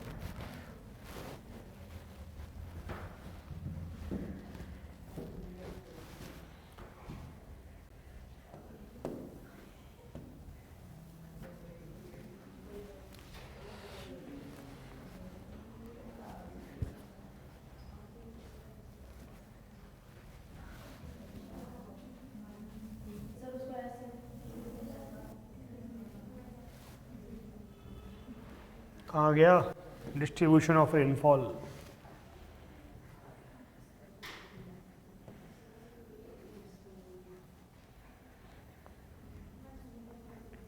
ये रिट्रीटिंग मॉनसून का दिखा रखा है। जब मॉनसून की वापसी होती है तो हवाएं यहाँ से इस तरफ को चलना शुरू करती हैं। ITCZ भी धीरे धीरे क्या होता है, साउथ की तरफ खिसकना शुरू हो जाता है, ठीक है। ट्रॉपिकल साइक्लोन बनते हैं, ये अभी हमने कल लिख लिया था पहले ही। तो ये पूरा सर्दियों का बता रखा है कि इस दौरान हवा जो होती है वो नॉर्थ ईस्ट से साउथ वेस्ट की तरफ चल रही होती है। इसी को हम नॉर्थ ईस्ट मानसून या रिट्रीटिंग मानसून कहते हैं। बारिश कहाँ पर होती है इसमें? कोरोमंडल कोस्ट पर, ये आपको दिख रहा है, बाकी जगह बारिश नहीं हो रही है।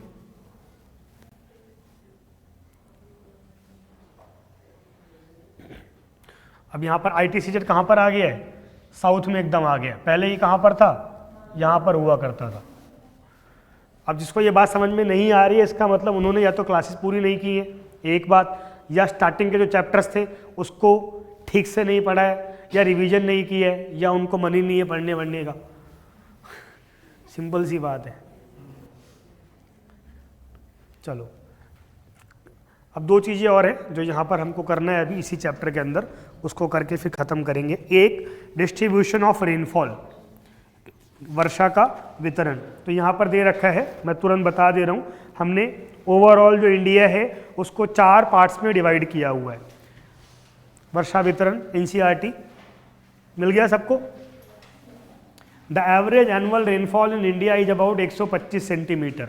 ये पूरे भारत की औसत वार्षिक वर्षा है। PCS प्रीलिम्स में काम आ सकता है कि इंडिया का एवरेज रेनफॉल कितना है, 125 सेंटीमीटर है। लेकिन अलग अलग जगह पर ये अलग अलग है, कहीं पर एकदम 25 सेंटीमीटर है, कहीं पर एकदम 400 सेंटीमीटर है। तो फिर हम इसको 4 पार्ट्स में डिवाइड करते हैं। पहला हो गया हाई रेनफॉल रीजन, उच्च, क्या हो गया, किताब ही नहीं हमारे पास, अच्छा, उच्च वर्षा क्षेत्र, यानी कि जहाँ पर वर्षा 200 सेंटीमीटर से ज़्यादा हो रही है। कौन से इलाके हैं ऐसे, ये हमने कल देखा था। दूसरा, इसमें लिखा हुआ in some parts of the rainfall exceed 200 centimetre in some parts of Khasi and Jaintia hills. ये एग्जैक्ट लोकेशन ध्यान रखना है। चेरापूंजी, मौसिनराम दोनों एक ही जगह पर हैं, बस खाली हिल्स का फ़र्क है। फिर हो जाएगा मीडियम रेनफॉल रीजन, यानी कि 100 से 200 सेंटीमीटर के बीच में। जब ये पढ़ रहे होंगे तो आप नॉर्मल वाला भी डिस्ट्रीब्यूशन पढ़ सकते हैं जो हमने दुनिया का पढ़ा था। थर्ड हो गया लो रेनफॉल रीजन, यानी 50 से 100 सेंटीमीटर के इलाके। तो एक 200 सेंटीमीटर तक या उससे अधिक, दूसरा 100 से 200, तीसरा 50 से 100। ये 3 डिवीजन हो गए। फिर कुछ डिवीजन्स हैं जहाँ पर बारिश एकदम कम है, 50 से भी कम है, या बहुत इनएडिक्वेट है। जैसे प्रायद्वीपीय क्षेत्र में आंध्रा, कर्नाटका, इसके जो इनर इलाके हैं, अंदर के इलाके हैं, आंतरिक क्षेत्र हैं। लद्दाख हो गया, जो हमारा थार रेगिस्तान है, यहाँ पर डेजर्ट जिनको कहते हैं, 50 सेंटीमीटर से भी कम है। इसके बाद एक इम्पॉर्टेंट टॉपिक दे रखा है जो मेंस में सीधा सवाल बन सकता है, monsoon and the economic life in India. Underline कर लीजिएगा, यानी कि मॉनसून का भारत पर क्या प्रभाव पड़ता है। इससे सवाल हो सकता है वो पेपर 1 में पूछे, पेपर 3 के अंदर भी सवाल पूछे गए हैं पहले इसके ऊपर, यानी मॉनसून को इकोनॉमी से जोड़ के पूछ लेते हैं वो, ठीक है। तो क्या क्या इम्पैक्ट पड़ता है, क्या क्या लगता है आप लोगों को, यहीं से पढ़ के बता दो, बोलते जाओ फटाफट, जल्दी जल्दी।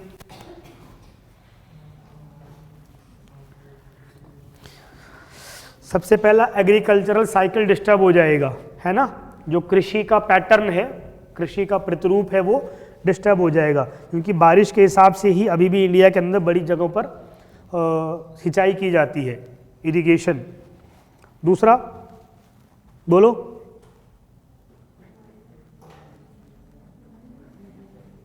कह रहे क्या बोले?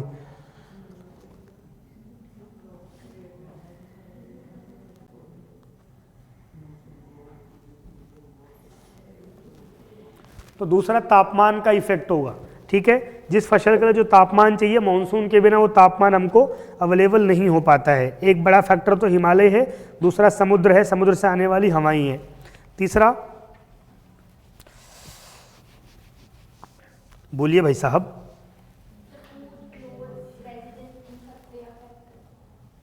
हाँ, तो क्रॉप इफेक्ट होगा, उससे कारण फूड इफेक्ट होगा, बिल्कुल ठीक बात है।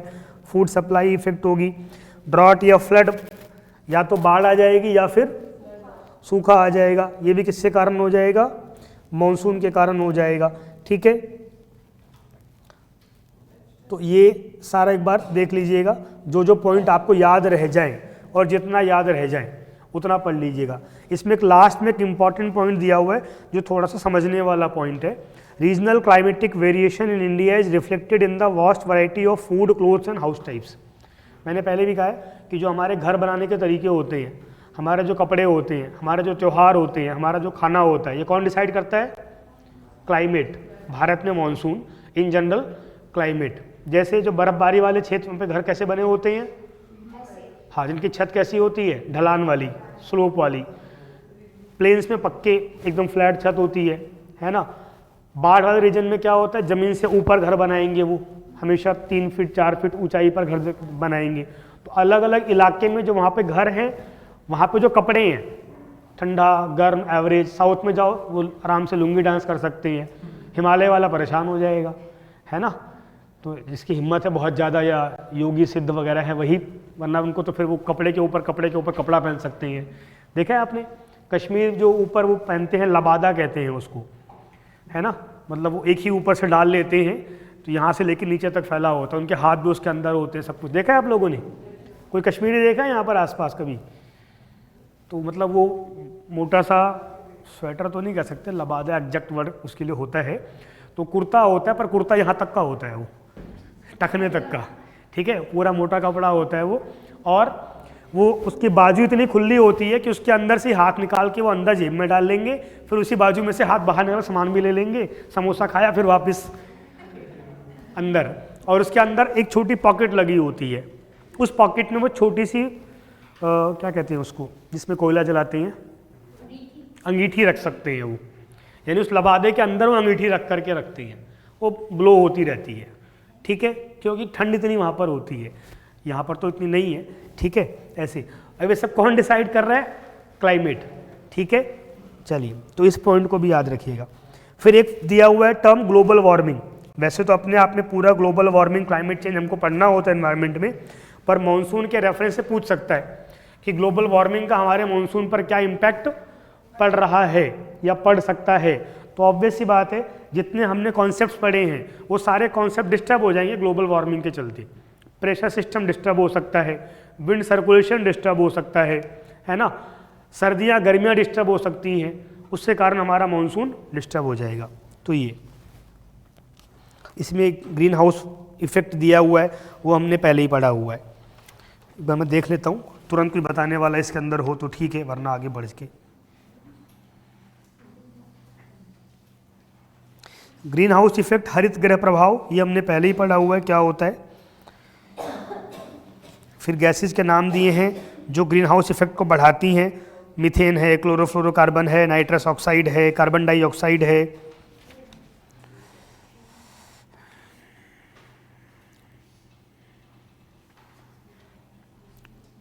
ठीक है, बाकी तो बेसिक चीज़ें हैं जो आप लोग पढ़ते रहते हैं।